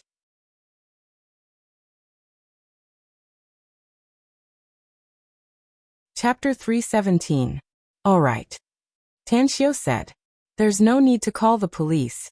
If they dare to trouble us again, I'll clean them up. Arrange a private room for us and arrange a table of food and wine. Let them pay for it together." Alright. The middle-aged woman didn't expect that Tan Xiao would be so easy to talk to and immediately gave him a grateful look. It must be noted that if this matter were to be reported to the police, it would have a certain impact on their restaurant's reputation. She just said that she would call the police because she wanted to give an explanation to Tan Xiao and the others. Furthermore, she was ready to call Tan Xiao to go out and have a private talk to see if this matter could be resolved. After a while, the middle-aged man left with his badly beaten men, while Tan Xiao and the others also moved to another spacious and bright private room. Just as they took their seats, Zhao Liang gave a thumbs up and excitedly exclaimed, "You're so cool, big bro Tang. I was so focused on blocking them that I didn't notice how you beat them down." Yu Kai also looked excited as he rubbed his arm that was hit by the steel pipe and said, "Yeah. I was so focused on fighting with my opponent that I didn't even see your movements clearly. How did you do it, big bro Tang? Don't tell me you're a martial arts master like in Wuxia novels?" "I'm not a martial arts expert." Tan Xiao shook his head and smilingly said, "I just practiced some flowery but impractical moves. If I were to fight with a real expert, I'm definitely not their match. But it's not a problem for me to beat up a few gangsters. They wanted to hit us so we can fight back. Anything can be used, such as smashing plates and plates. Naturally, we can make them bleed." Hu Qingsong looked a bit touched as he patted Tan Xiao's shoulder and said, "Since they call you Big Bro Tang, then I'll also call you that. I can't thank you enough for your kindness today. I, Hu Qingsong, will always remember this in my heart. If any of you need something in the future, don't hesitate to look for me. I'll definitely do whatever I can for my brothers. It's just a trivial matter. Don't worry about it," said Tan Xiao with a smile. Hu Qingsong shook his head and said, "If it weren't for you today, I'm afraid I would have been out of luck. It's my fault for being careless. I didn't think that the little bastard who was beaten up would secretly follow me all the way here. Come, I won't say too many words of thanks. Although the dishes haven't arrived yet, let's open these 2 bottles of wine first. The words of thanks are all in the wine. Come." Ha! Yu Kai and Zhao Liang also stood up. After an unexpected fight and a crisis that they went through together, the relationship between the four of them became much closer. Moreover, when young people were together, there were endless topics to talk about. After the meal, the four of them had their arms around each other's shoulders as they left the restaurant drunk. Hu Qingsong's alcohol tolerance was very high. He himself had drunk more than a caddy, but he was even more sober than Yu Kai and Zhao Liang. Hu Qingsong looked at Yu Kai and Zhao Liang, who were swaying as they walked, as he looked at Tan Xiao and asked, "Where are we going, eldest bro Tang?" Tan Xiao said, "Let's go back to school. Send them directly to their dorms to sleep." "That's the only way." Hu Qingsong nodded. "I didn't expect Yu Kai's alcohol tolerance to be so good. On the contrary, Zhao Liang's alcohol tolerance is average. He only drank less than half a caddy, yet he became like this. It's said that you Northeasterners can drink a lot." Tan Xiao laughed. "I've seen it for myself today. Don't flatter me, eldest bro Tang." Hu Qingsong forced a smile. "Although I think I can drink a lot more than a caddy of wine, I'm far worse than you. When we were drinking, I noticed that you drank a lot more than me, but you acted as if nothing had happened. I suspect that you won't get drunk even if you drink more than a caddy." Tan Xiao couldn't help laughing and said, "If you really drink more than a caddy, I'm afraid you won't have to support 2 people, but 3. Hu Qingsong laughed aloud. "I'll compete with you when we're free." Tan Xiao shook his head and took out the car key from Yu Kai's pocket. After opening the car door, he stuffed the 2 of them into the back seat, and then sat on the front seat. "What are you still staring blankly for? Get in the car." Hu Qingsong sat on the front seat with a surprised look and exclaimed, "Is this your car?" "It's Yu Kai's," Tan Xiao said. "He's a rich second generation." Hu Qingsong exclaimed, "It seems that we brothers will be successful in picking up girls in the future. It's a BMW. Damn, a student driving a BMW. Tan Xiao smiled and started the car to leave quickly. After sending the 2 back to their dorm, the last classmate of Tan Xiao's dorm had yet to arrive. However, the other 3 students from the opposite dorm had already arrived. Tan Xiao greeted the 3 students and briefly introduced himself before returning to his dorm. "What's your plan this afternoon, brother Tang?" asked Hu Qingsong curiously. "I'm going out for a stroll," Tan Xiao said with a smile. "It's my first time coming to Shanghai, so I haven't had a good time to play. When school reopens, there won't be much time for me to go out for a walk." "Big bro Tang, I heard that you're the top student in the science subjects in Shuangqing province." "A top student," Hu Qingsong said with a smile. "It seems that you're going to take advantage of the time before the military training to stroll around Shanghai, and then stay in school to study, right?" "If there's no accident, that should be the case," said Tan Xiao. "I'll also go out with you," said Hu Qingsong. "I have nothing to do in the afternoon anyway," said Hu Qingsong.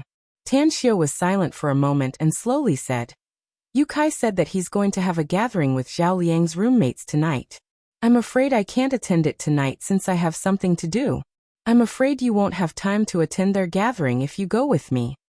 Hu Qingsong hesitated for a moment and said, "Fine, I won't attend.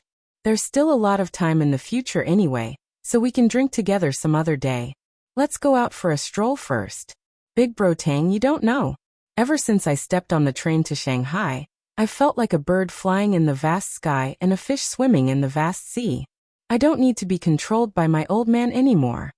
Tan Xiao looked at him and calmly said, "Having someone to control you is much better than having nobody to control you.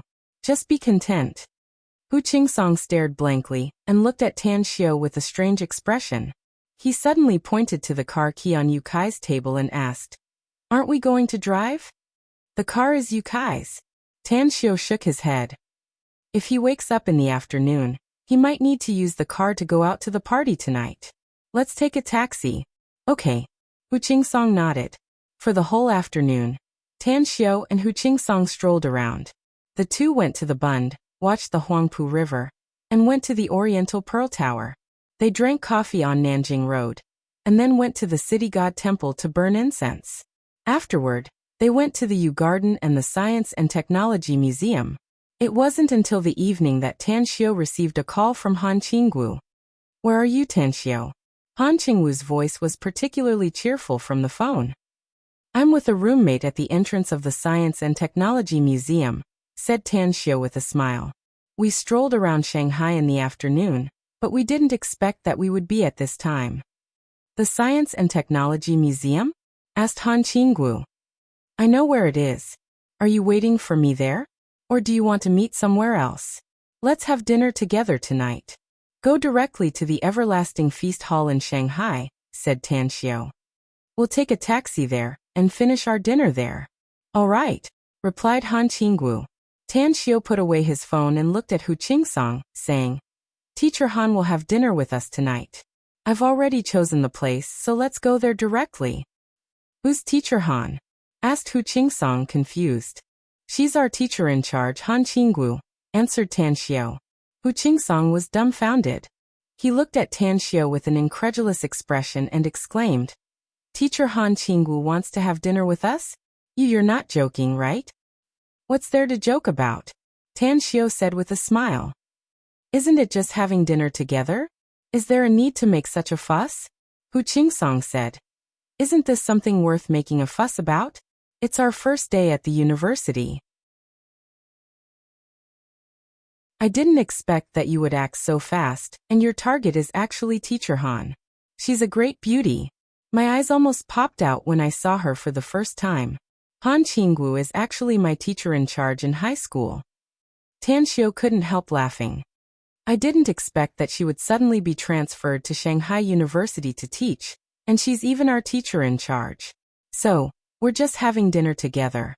I finally understand why Yu Kai and Zhao Liang address you as Big Bro Tang," said Hu Qingsong incredulously. "You're really awesome in picking up girls. I never thought that you would actually capture the heart of the Belle Han when we were in high school. You're really amazing, Big Bro Tang. Get lost." Tan Xiu cursed with a smile.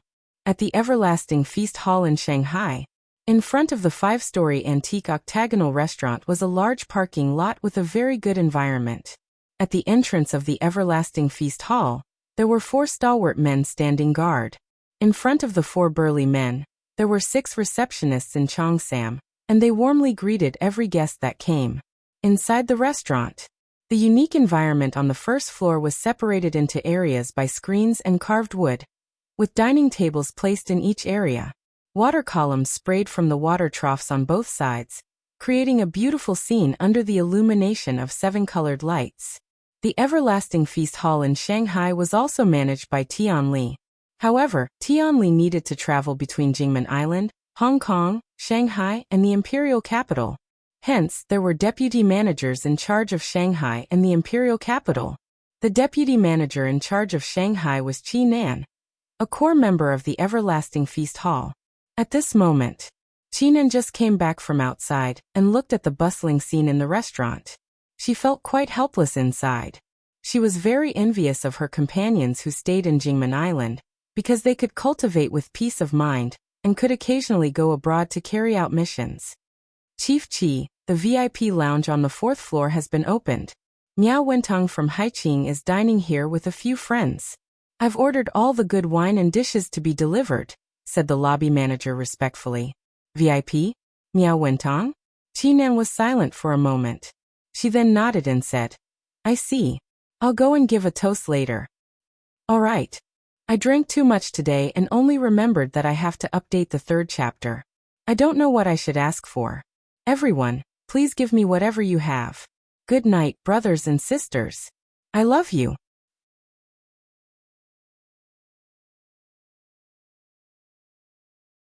Chapter 318. As Qi Nan left the lobby on the 1st floor, Tan Xiu and Hu Qingsong appeared at the entrance of the Everlasting Feast Hall. Hu Qingsong's badly battered face made the 4 security guards of the Everlasting Feast Hall stare at him.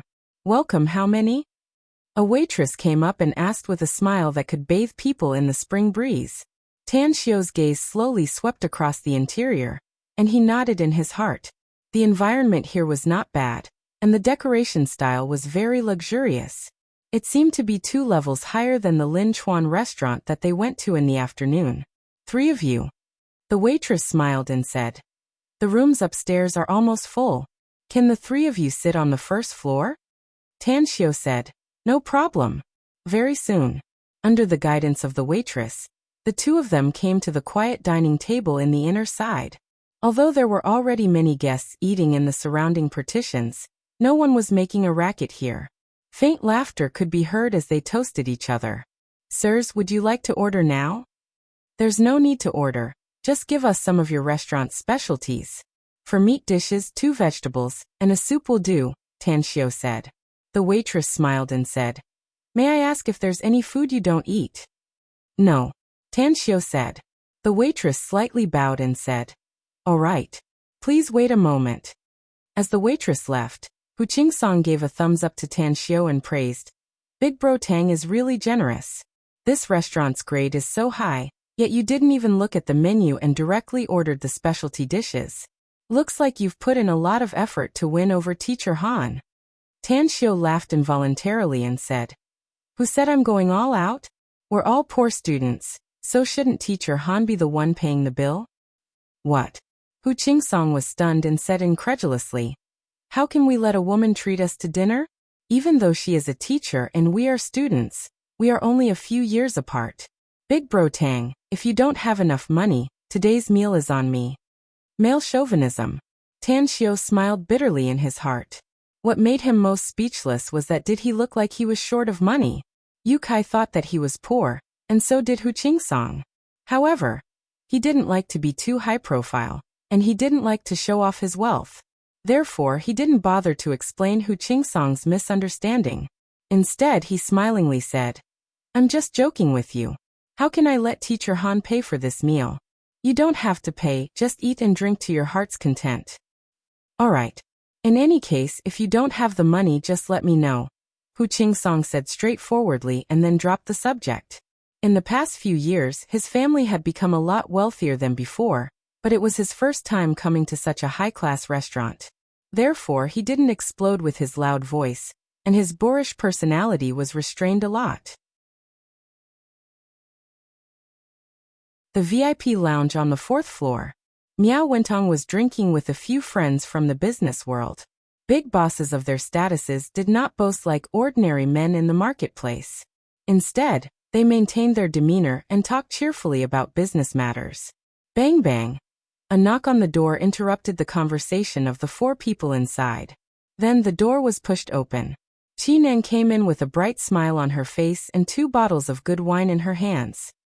I hope I'm not disturbing you, said Qi Nan with a smile. Upon seeing Qi Nan's arrival, the few local businessmen in Shanghai immediately exchanged dismayed glances with surprised expressions. You are? Asked Miao Wentong with a surprised expression. I'm Qi Nan, the deputy manager of the Everlasting Feast Hall's Shanghai branch.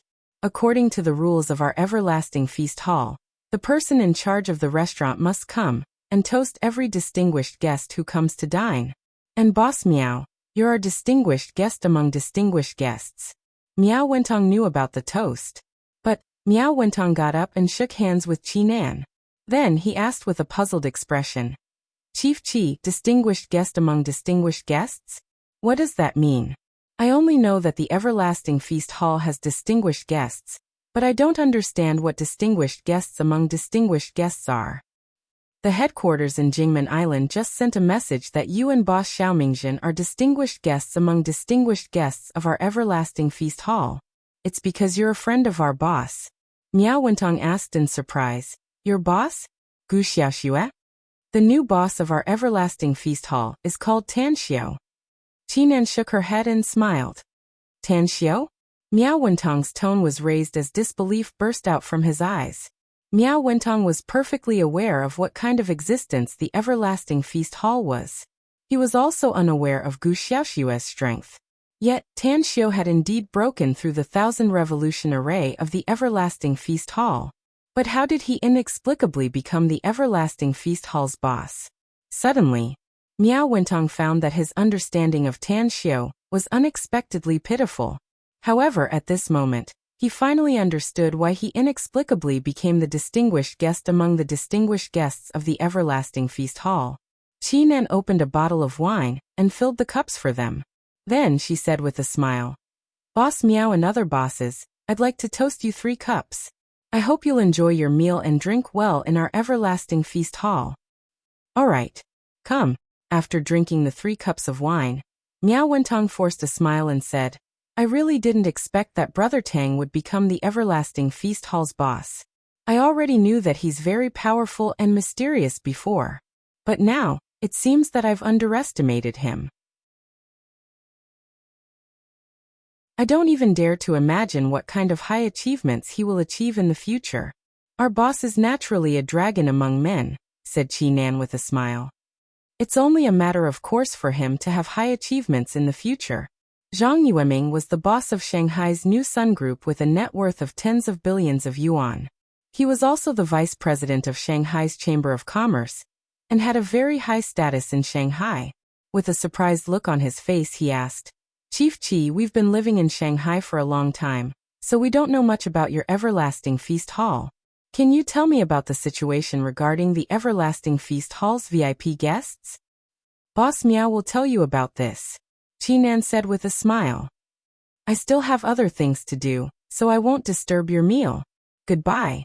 After that, Qi Nan turned around and left with a smile. Zhang Yueming then looked at Miao Wentong and asked, Old Miao, tell us about it. You only know that I'm a businessman, but you don't know that I'm a martial artist, right? The Everlasting Feast Hall's headquarters is in Jingmen Island. Although they usually keep a low profile, the Everlasting Feast Hall's heritage is deep and unfathomable. Their headquarters manor has an array called the Thousand Revolution Array. This array. A few minutes later, the other 3 understood the whole story from Miao Wentong's explanation. They were surprised and had a strong interest in this mystical Everlasting Feast Hall.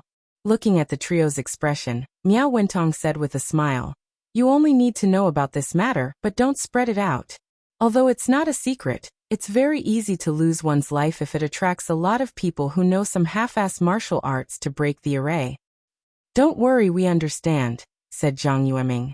But this Everlasting Feast Hall's boss Tan Xiu, who is he? From your conversation with Chief Qi, your relationship with Tan Xiu is not ordinary. Miao Wentong's expression turned serious. After a moment of silence, he seriously said, Everyone, Tan Xiu is indeed my friend. We got to know each other in Jingmen Island and went through a few things later, forming a very good friendship. In other words, he once saved my life.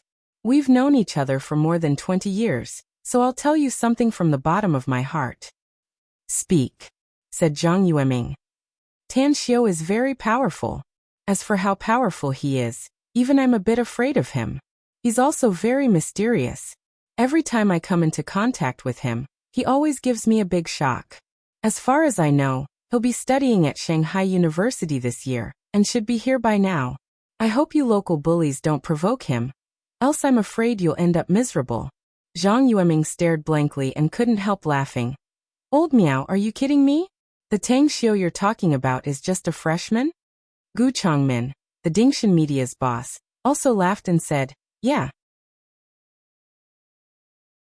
Old Miao, are you kidding me?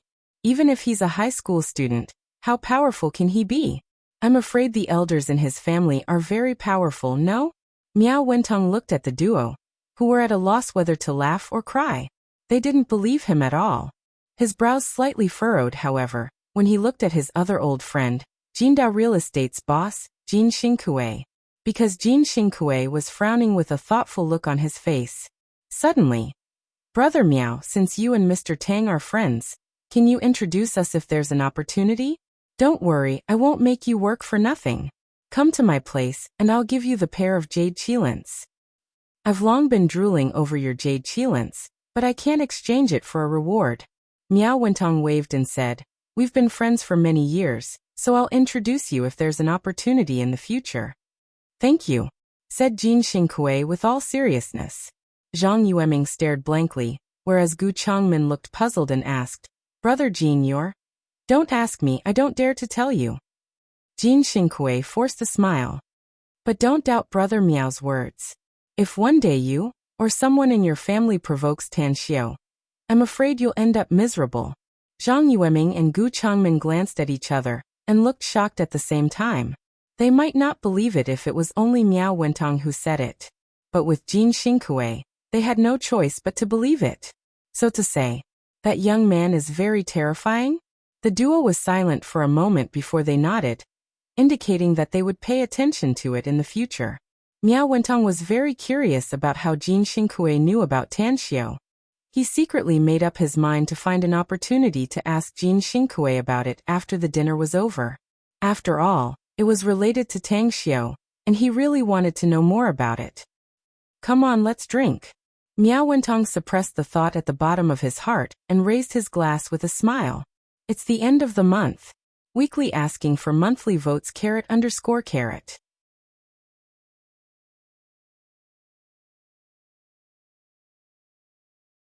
Chapter 319.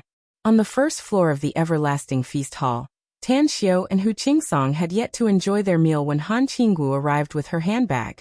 She dressed up beautifully tonight, wearing a floral dress, high-heeled shoes, and light makeup on her face.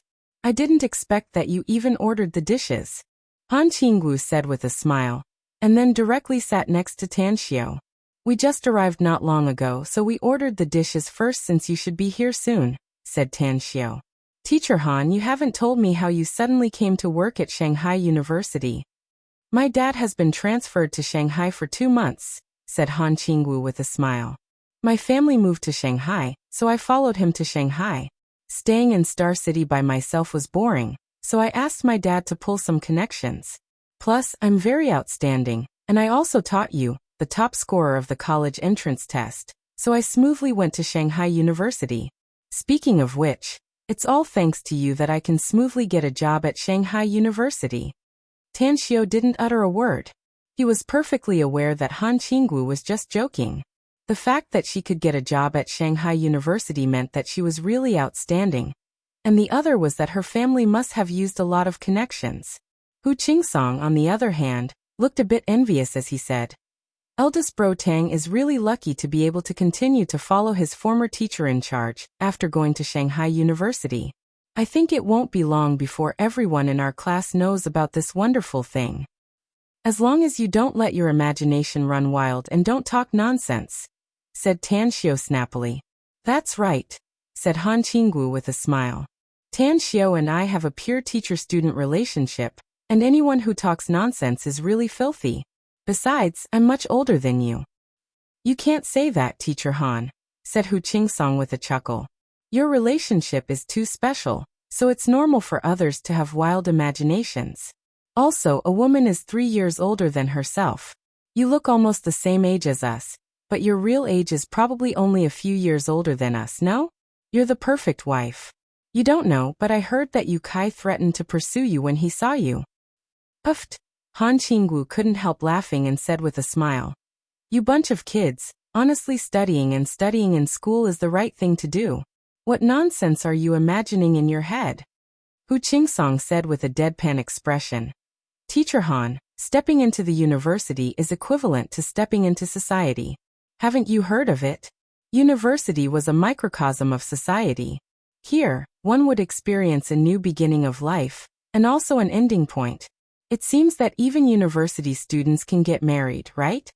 Han Qinggu laughed and said, You don't have a career and rely on your parents' money to support your wife.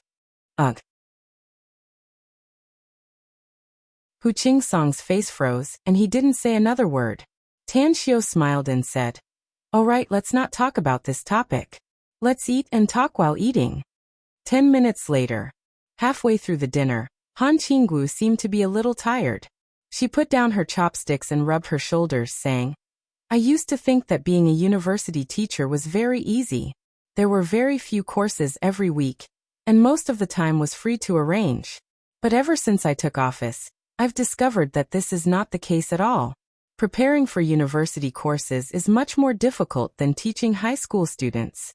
Moreover, I've been busy looking for a house recently, and I've been wandering around Shanghai every day. It's really tiring. You still don't know. I've been in Shanghai for more than a month, and today is the first time I've eaten in such a high-end restaurant. Looking for a house? Tan Xiu was surprised and said, Didn't your family also come to Shanghai? The place they live can't accommodate you? Han Qinggu shook her head and said, I'm already so old. I really don't want to live with my parents anymore. Upon hearing this, Tanxiu nodded and said, Have you found a house yet? Han Qinggu smiled bitterly and said, It's not that easy. The housing prices in Shanghai are too high. Renting an ordinary house with one bedroom and one living room costs several thousand a month. It can be cheaper if I go to a remote place, but it's too far from Shanghai University, and it's inconvenient for me to go to work. Also, I have to pay for utilities, gas, telephone, and so on every month.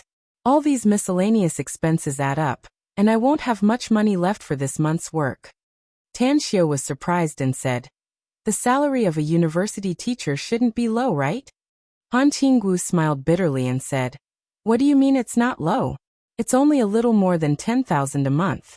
I'm afraid you won't be able to survive here without 5,000 or 6,000 a month.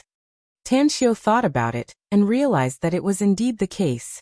The rent alone was several thousand, and adding all kinds of miscellaneous expenses, it would indeed cost a lot of money. Then the girls would have to buy some clothes and the like.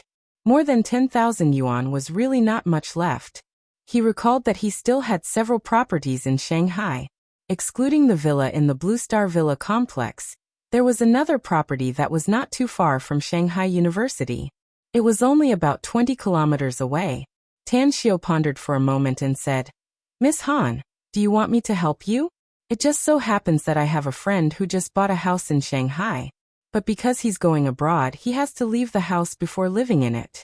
He can't sell it for a while, and he wants to wait for the price to appreciate before selling it. So, do you want to live there first? Han Qinggu stared blankly and quickly asked, Is it close to Shanghai University? How about the rent?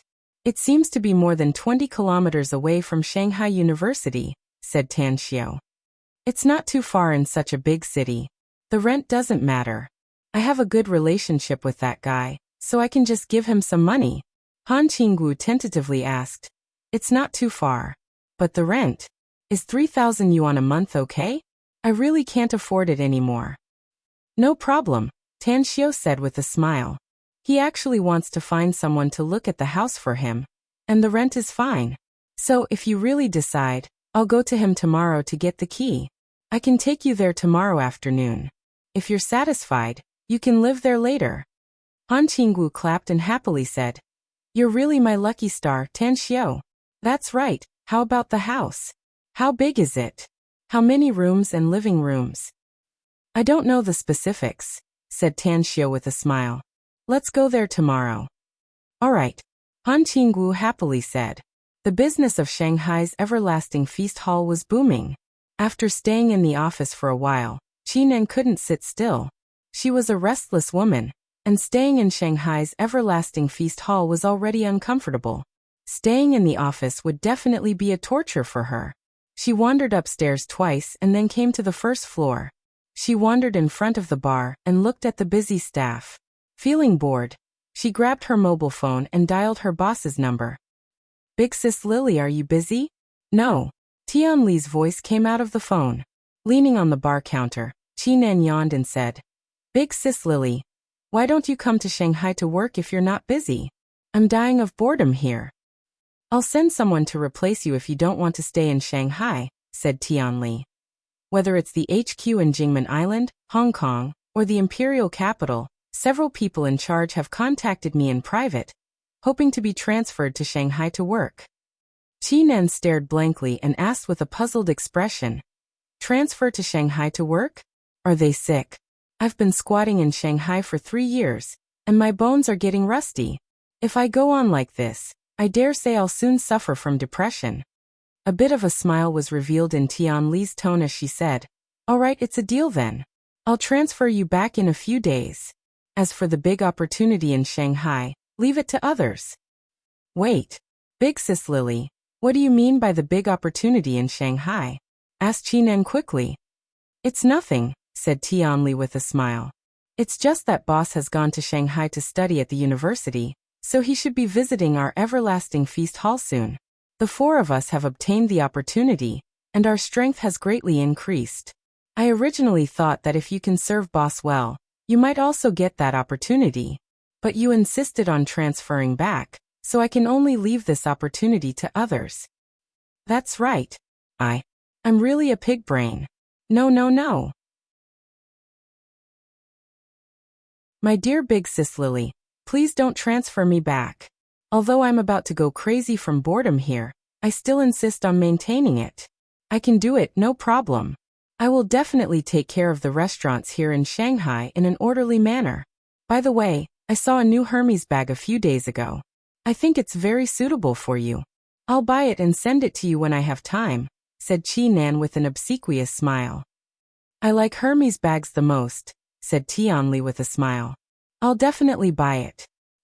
Chi-Nan quickly said.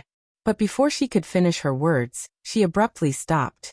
Her eyes paused on the two men and a woman who came not far away, and finally locked on the handsome young man. In a flash, Chi-Nan raised her arm, rubbed her eyes and murmured, Big sis Lily, I want to see boss. Tianli quickly asked, What did you say? Boss went to the restaurant? I'm not sure yet, said Chi-Nan quickly. I'll hang up first. I'll contact you later. After that, she quickly hung up the phone and opened the photo album on her mobile. After looking at the photo, she immediately confirmed that the young man was the boss. In the aisle, Han Qinggu said with a smile, You two must not fight with me. I'll pay the bill today. If you want to treat me later, we can eat at the school cafeteria. Hu Qingsong shook his head and said, What you said is wrong, Teacher Han. We may be poor students, but we can still treat our teacher to a meal. Besides, we're men. How can we let a lady pay for a meal? Don't be a male chauvinist, said Han Qingwu with a smile. It's not a problem for me to treat you to a meal. If you want to show off, wait until you have a job and earn money. You can choose a place to treat us. All right, cut it out, Tan Xiao said with a smile. I'm the one who picked the place, so naturally, I'm the one who will pay. I may be poor, but it's not a problem for me to treat you to a meal. Hello, boss. A burst of fragrant wind blew as Chi-Nan came with a bright smile. Dear friends, what kind of novel do you want to read? Please leave a message in the book review section. Quiet Night will fulfill everyone's wish on the WeChat public account _.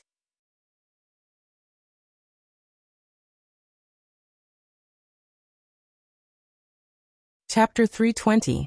Tan Xiao slightly furrowed his brows. He didn't expect that someone from Shanghai's Everlasting Feast Hall would recognize him. Although he knew that the Everlasting Feast Hall's HQ in Jingmen Island should have sent his photo to the Everlasting Feast Hall's core members. Wasn't this too much of a coincidence? Han Qinggu looked at Tan Xiao and then at Chi-Nan. With a confused look on her beautiful face, she asked, What did you call Tan Xiao? Boss. Hu Qingsong grinned and said, Teacher Han, a lot of hotel attendants will address their guests as boss. I've often encountered this situation before. Beauty, we're both students, not bosses. Chi-Nan stared blankly for a moment. She was a slick and exceptionally intelligent person. The moment Tan Xiao furrowed his brows, she knew that she was being rude. It seemed like the boss didn't want the two around him to know his identity. She reacted quickly and immediately said with a smile, Every guest who comes to our Everlasting Feast Hall is our boss in our eyes. Actually, I stopped you because I want to tell you something. We have a rule here. If the daily flow of customers reaches 200 tables, the customer at the 201st table will get a 10% discount on their purchases here. Congratulations, you're the 201st table's guest who will be paying today. There's such a rule? Hu Qingsong was surprised. Yes. Chi-Nan inadvertently glanced at Tan Xiao and found that Tan Xiao's furrowed brows stretched out, so she immediately replied with a smile. Tan Xiao took out his wallet, took out a bank card, and handed it to Chi-Nan. Then he said with a smile, It seems our luck is good. Swipe this card to pay the bill. All right. Please wait a moment. Chi-Nan took the bank card and turned toward the bar counter. Big Bro Tang, I found myself especially lucky to be with you. We can even get a 10% discount when we dine in this high-class restaurant. We can run to the Everlasting Feast Hall's entrance if we can't afford to eat. We'll carefully count and wait for the 200th table's guest to pay the bill and leave. Tan Xiao laughed involuntarily and said, Don't you have nothing better to do? I reckon that even if the food here is discounted, It's still much more expensive than buying 2 sesame seed cakes and a bag of pickled vegetables outside. Hu Qingsong chuckled. That's true. Han Qingwu withdrew her strange gaze from Qinan's back and looked at Tan Xiu's calm face. She suddenly remembered what her good sister had told her. Could it be Tan Xiu's identity is really not simple? However, he knew about his family background. Especially in the past year or so, she had investigated for a long time, and even knew that Tan Xiu's family life was very poor. Therefore, she and her colleagues would secretly go to the small restaurant owned by Tan Xiu's family to eat. She deliberately ordered a lot of dishes as a way to help their family's business. But the woman just now was obviously not like what Hu Qingsong had described, and that woman did not seem to be a waiter in this restaurant. Han Qingwu couldn't figure it out no matter how she thought about it. She shook her head and simply stopped thinking about it. Tan Xiu was clueless about Han Qingwu's thoughts. He looked at Qinan, who had just entered the bar counter, and said, "Teacher Han, please wait for me with Hu Qingsong. I'll go sign it." "I'll go with you," Han Qingwu quickly said. "No need. I'm just going to sign it, and then we'll leave together later," Tan Xiu said with a smile. Han Qingwu hesitated for a moment before she nodded and said, "All right then." Tan Xiu went to the bar counter and entered the password under Qinan's instruction, and then signed the contract. Then he calmly said, "Are you the manager here?" "Yes," Qinan replied softly. "They are my classmates and teachers. We came out for a gathering tonight," said Tan Xiu. "Fortunately, you reacted fast, else my identity would have been exposed. You did a good job." Upon hearing Tan Xiu's words, Qinan's heart suddenly filled with joy. She quickly glanced at Han Qingwu and Hu Qingsong and slightly moved her body. While Tan Xiu blocked her, she said, "Boss, do you have any instructions?" "No, I don't," said Tan Xiu. "Just do what you need to do." "I understand," said Qinan. "But your friend is dining in the VIP lounge on the 4th floor."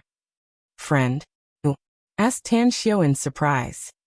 "Miao Wentong," said Qinan. Tan Xiu pondered for a moment, and then asked in a low voice, "Is he by himself? Or did he come here with his friend?" "He came here with his friend," said Qinan. "There's some high-ranking bosses in Shanghai." Tan Xiu said, "Well, I'll send my classmates and teachers away first.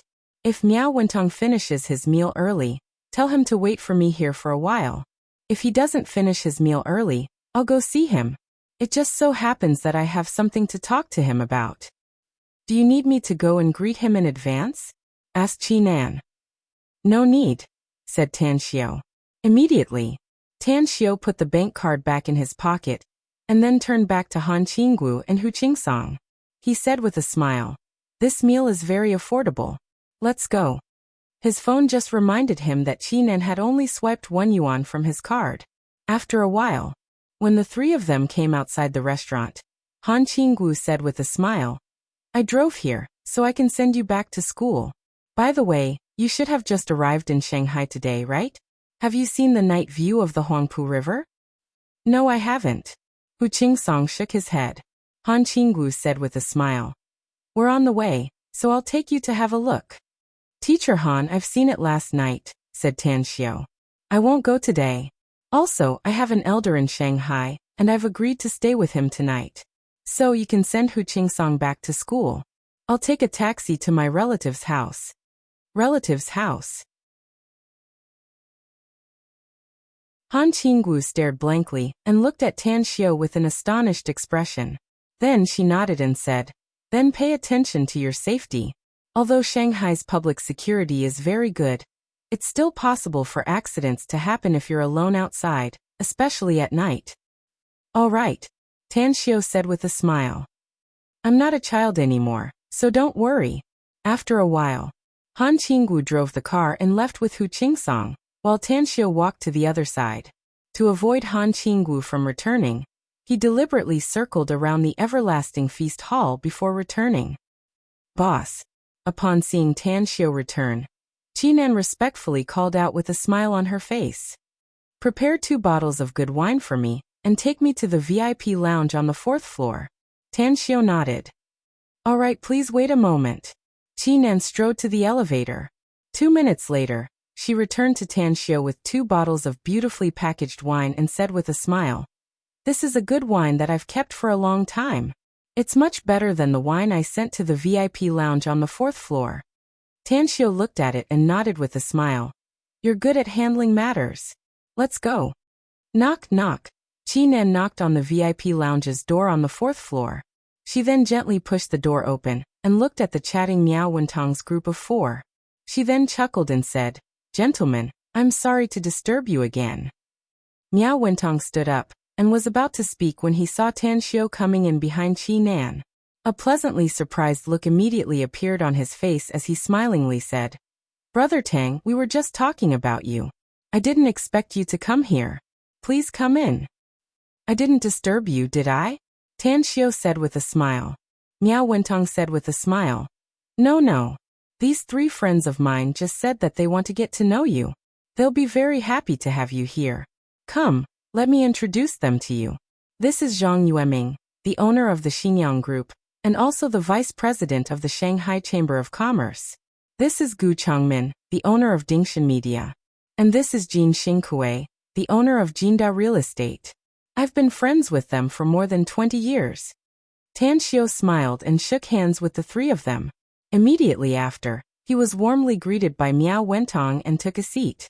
Qinan, however, acted like a waitress as she personally opened a bottle of wine and poured it for Tan Xiu. "Welcome to the Everlasting Feast Hall. It's fate for us to meet all of you here today. Count this meal on me. I hope you can come to our Everlasting Feast Hall more often in the future." Tan Xiu raised his glass and said with a smile, "You're too polite, Boss Tang." Jin Xingkui was the first to speak upon hearing it. Tan Xiu nodded to him with a smile. He then looked at Miao Wentong and said, "I originally came here for a meal, but I didn't expect you to be here. Why did you suddenly think of coming to Shanghai?" "Brother Tang, you're not like me." Miao Wentong smiled and said, "The wine tasting conference, which is held once in a few years, will be held in a few days. It's such an important moment that I naturally have to come here. I hope I can taste the new wine this year. But you, how did you suddenly become the owner of the delicious restaurant?" "It's a long story, let's talk about it later," Tan Xiu said. "But I can assure you that you'll be in luck this year for the wine tasting conference." "What do you mean?" Miao Wentong was surprised. "Don't tell me you know that there will be a new wine?" asked Miao Wentong. "When I was idle, I started a winery," Tan Xiu said. "Although I handed over the management to others, I personally made the wine recipe. I'll naturally give you a pleasant surprise during the wine tasting conference."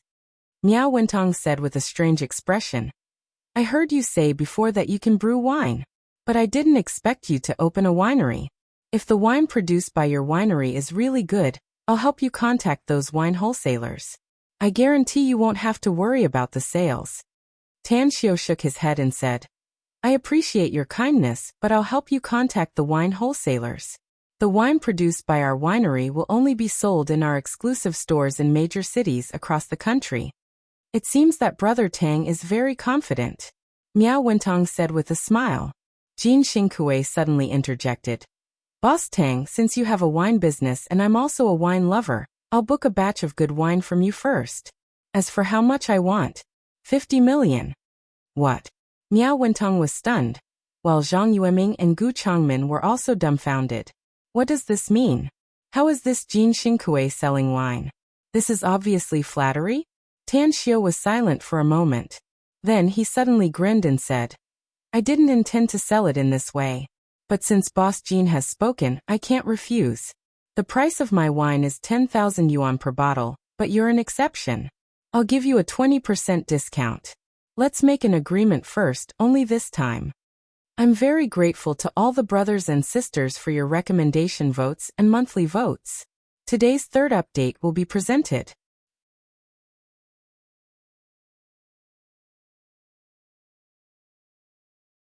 Chapter 321. Jin Xingkui didn't care about the price of the wine at all. What he cared about was making friends. Others might not know how terrifying Tan Xiu was, but he was perfectly aware of it. Making friends with Tan Xiu wouldn't bring him any harm, even if there were no benefits in the future. All right, Boss Tang has the final say on everything, Tan Xiu said with a smile. Boss Jean is a straightforward person. I didn't expect that I would meet such a straightforward person as soon as I came to Shanghai. If you don't mind, just call me Tan Xiu. Or you can call me Brother Tang like Brother Miao does. Jin Xingkui was overjoyed.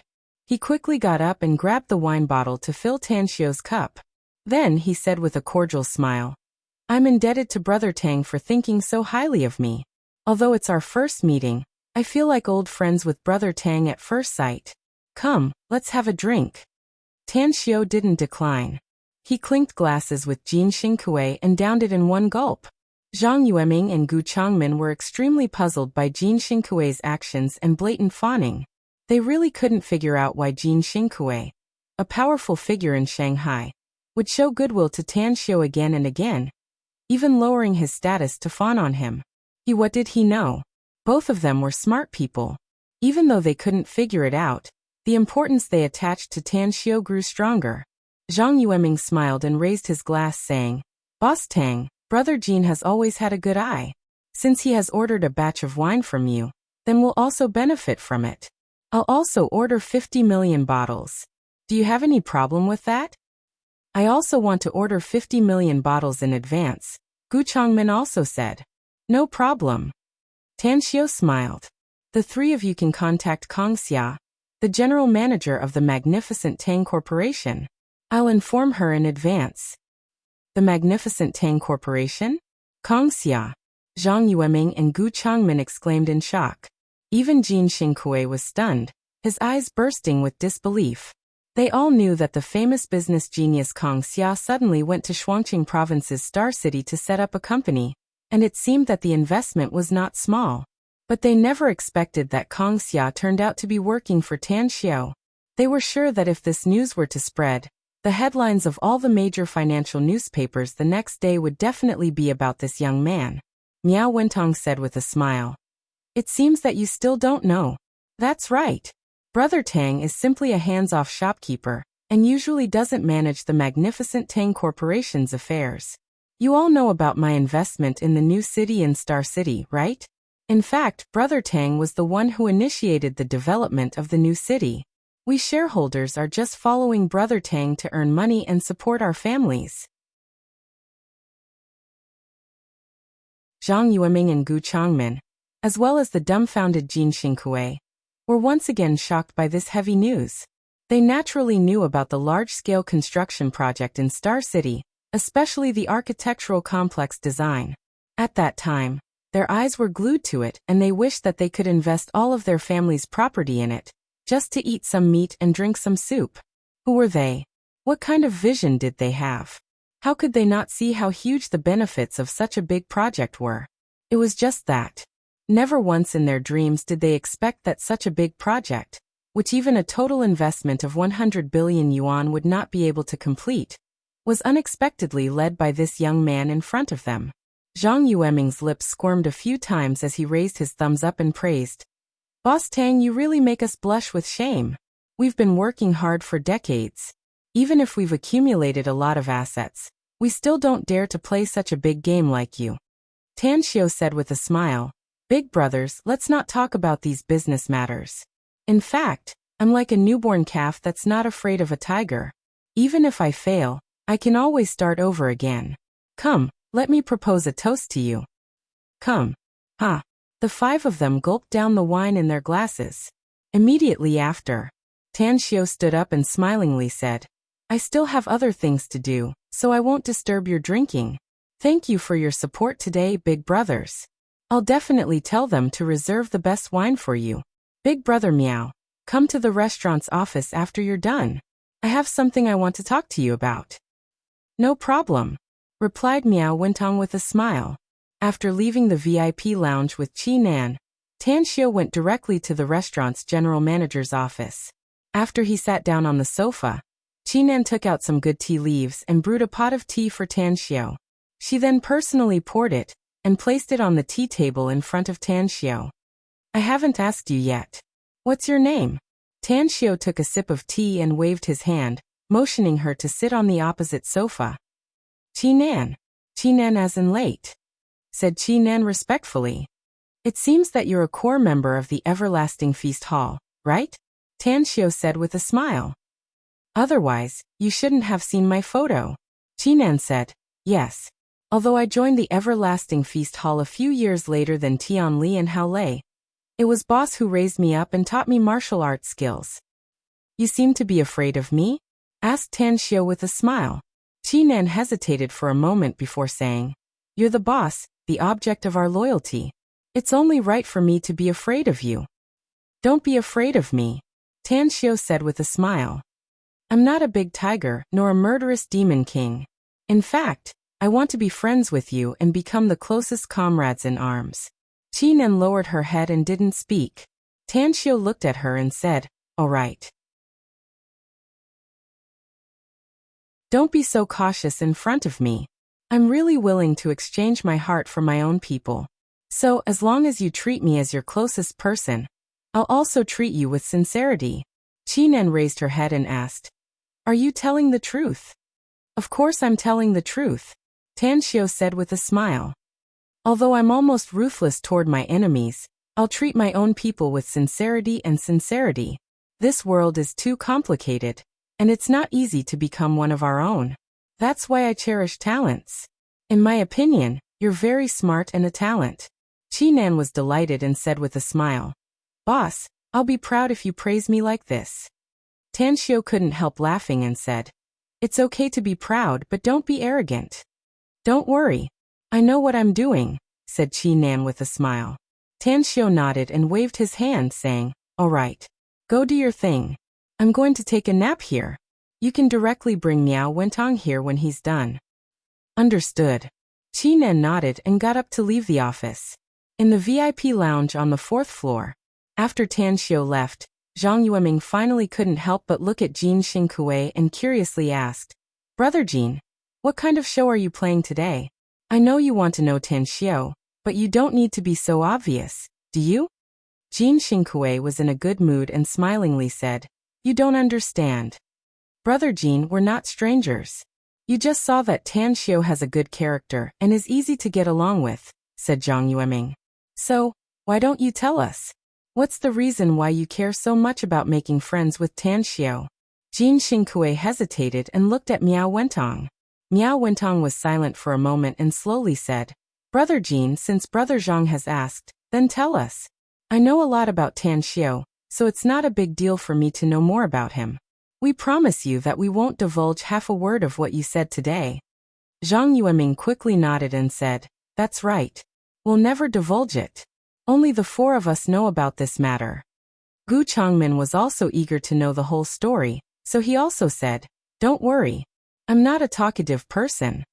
A wry smile appeared on Jin Xingkui's face as he said, since you said so, then I won't hide it anymore. But this matter is of great importance. I'm afraid I'll have a hard time in the future if you divulge it to others. Don't worry, said Miao Wentong. A bit solemn expression appeared on Jin Xingkui's face as he said, you should know the owner of Wanyuan Real Estate in Hong Kong, Chen Jianye. I know him. He's a very powerful person, said Miao Wentong. Brother Jin, isn't Chen Jianye your cousin?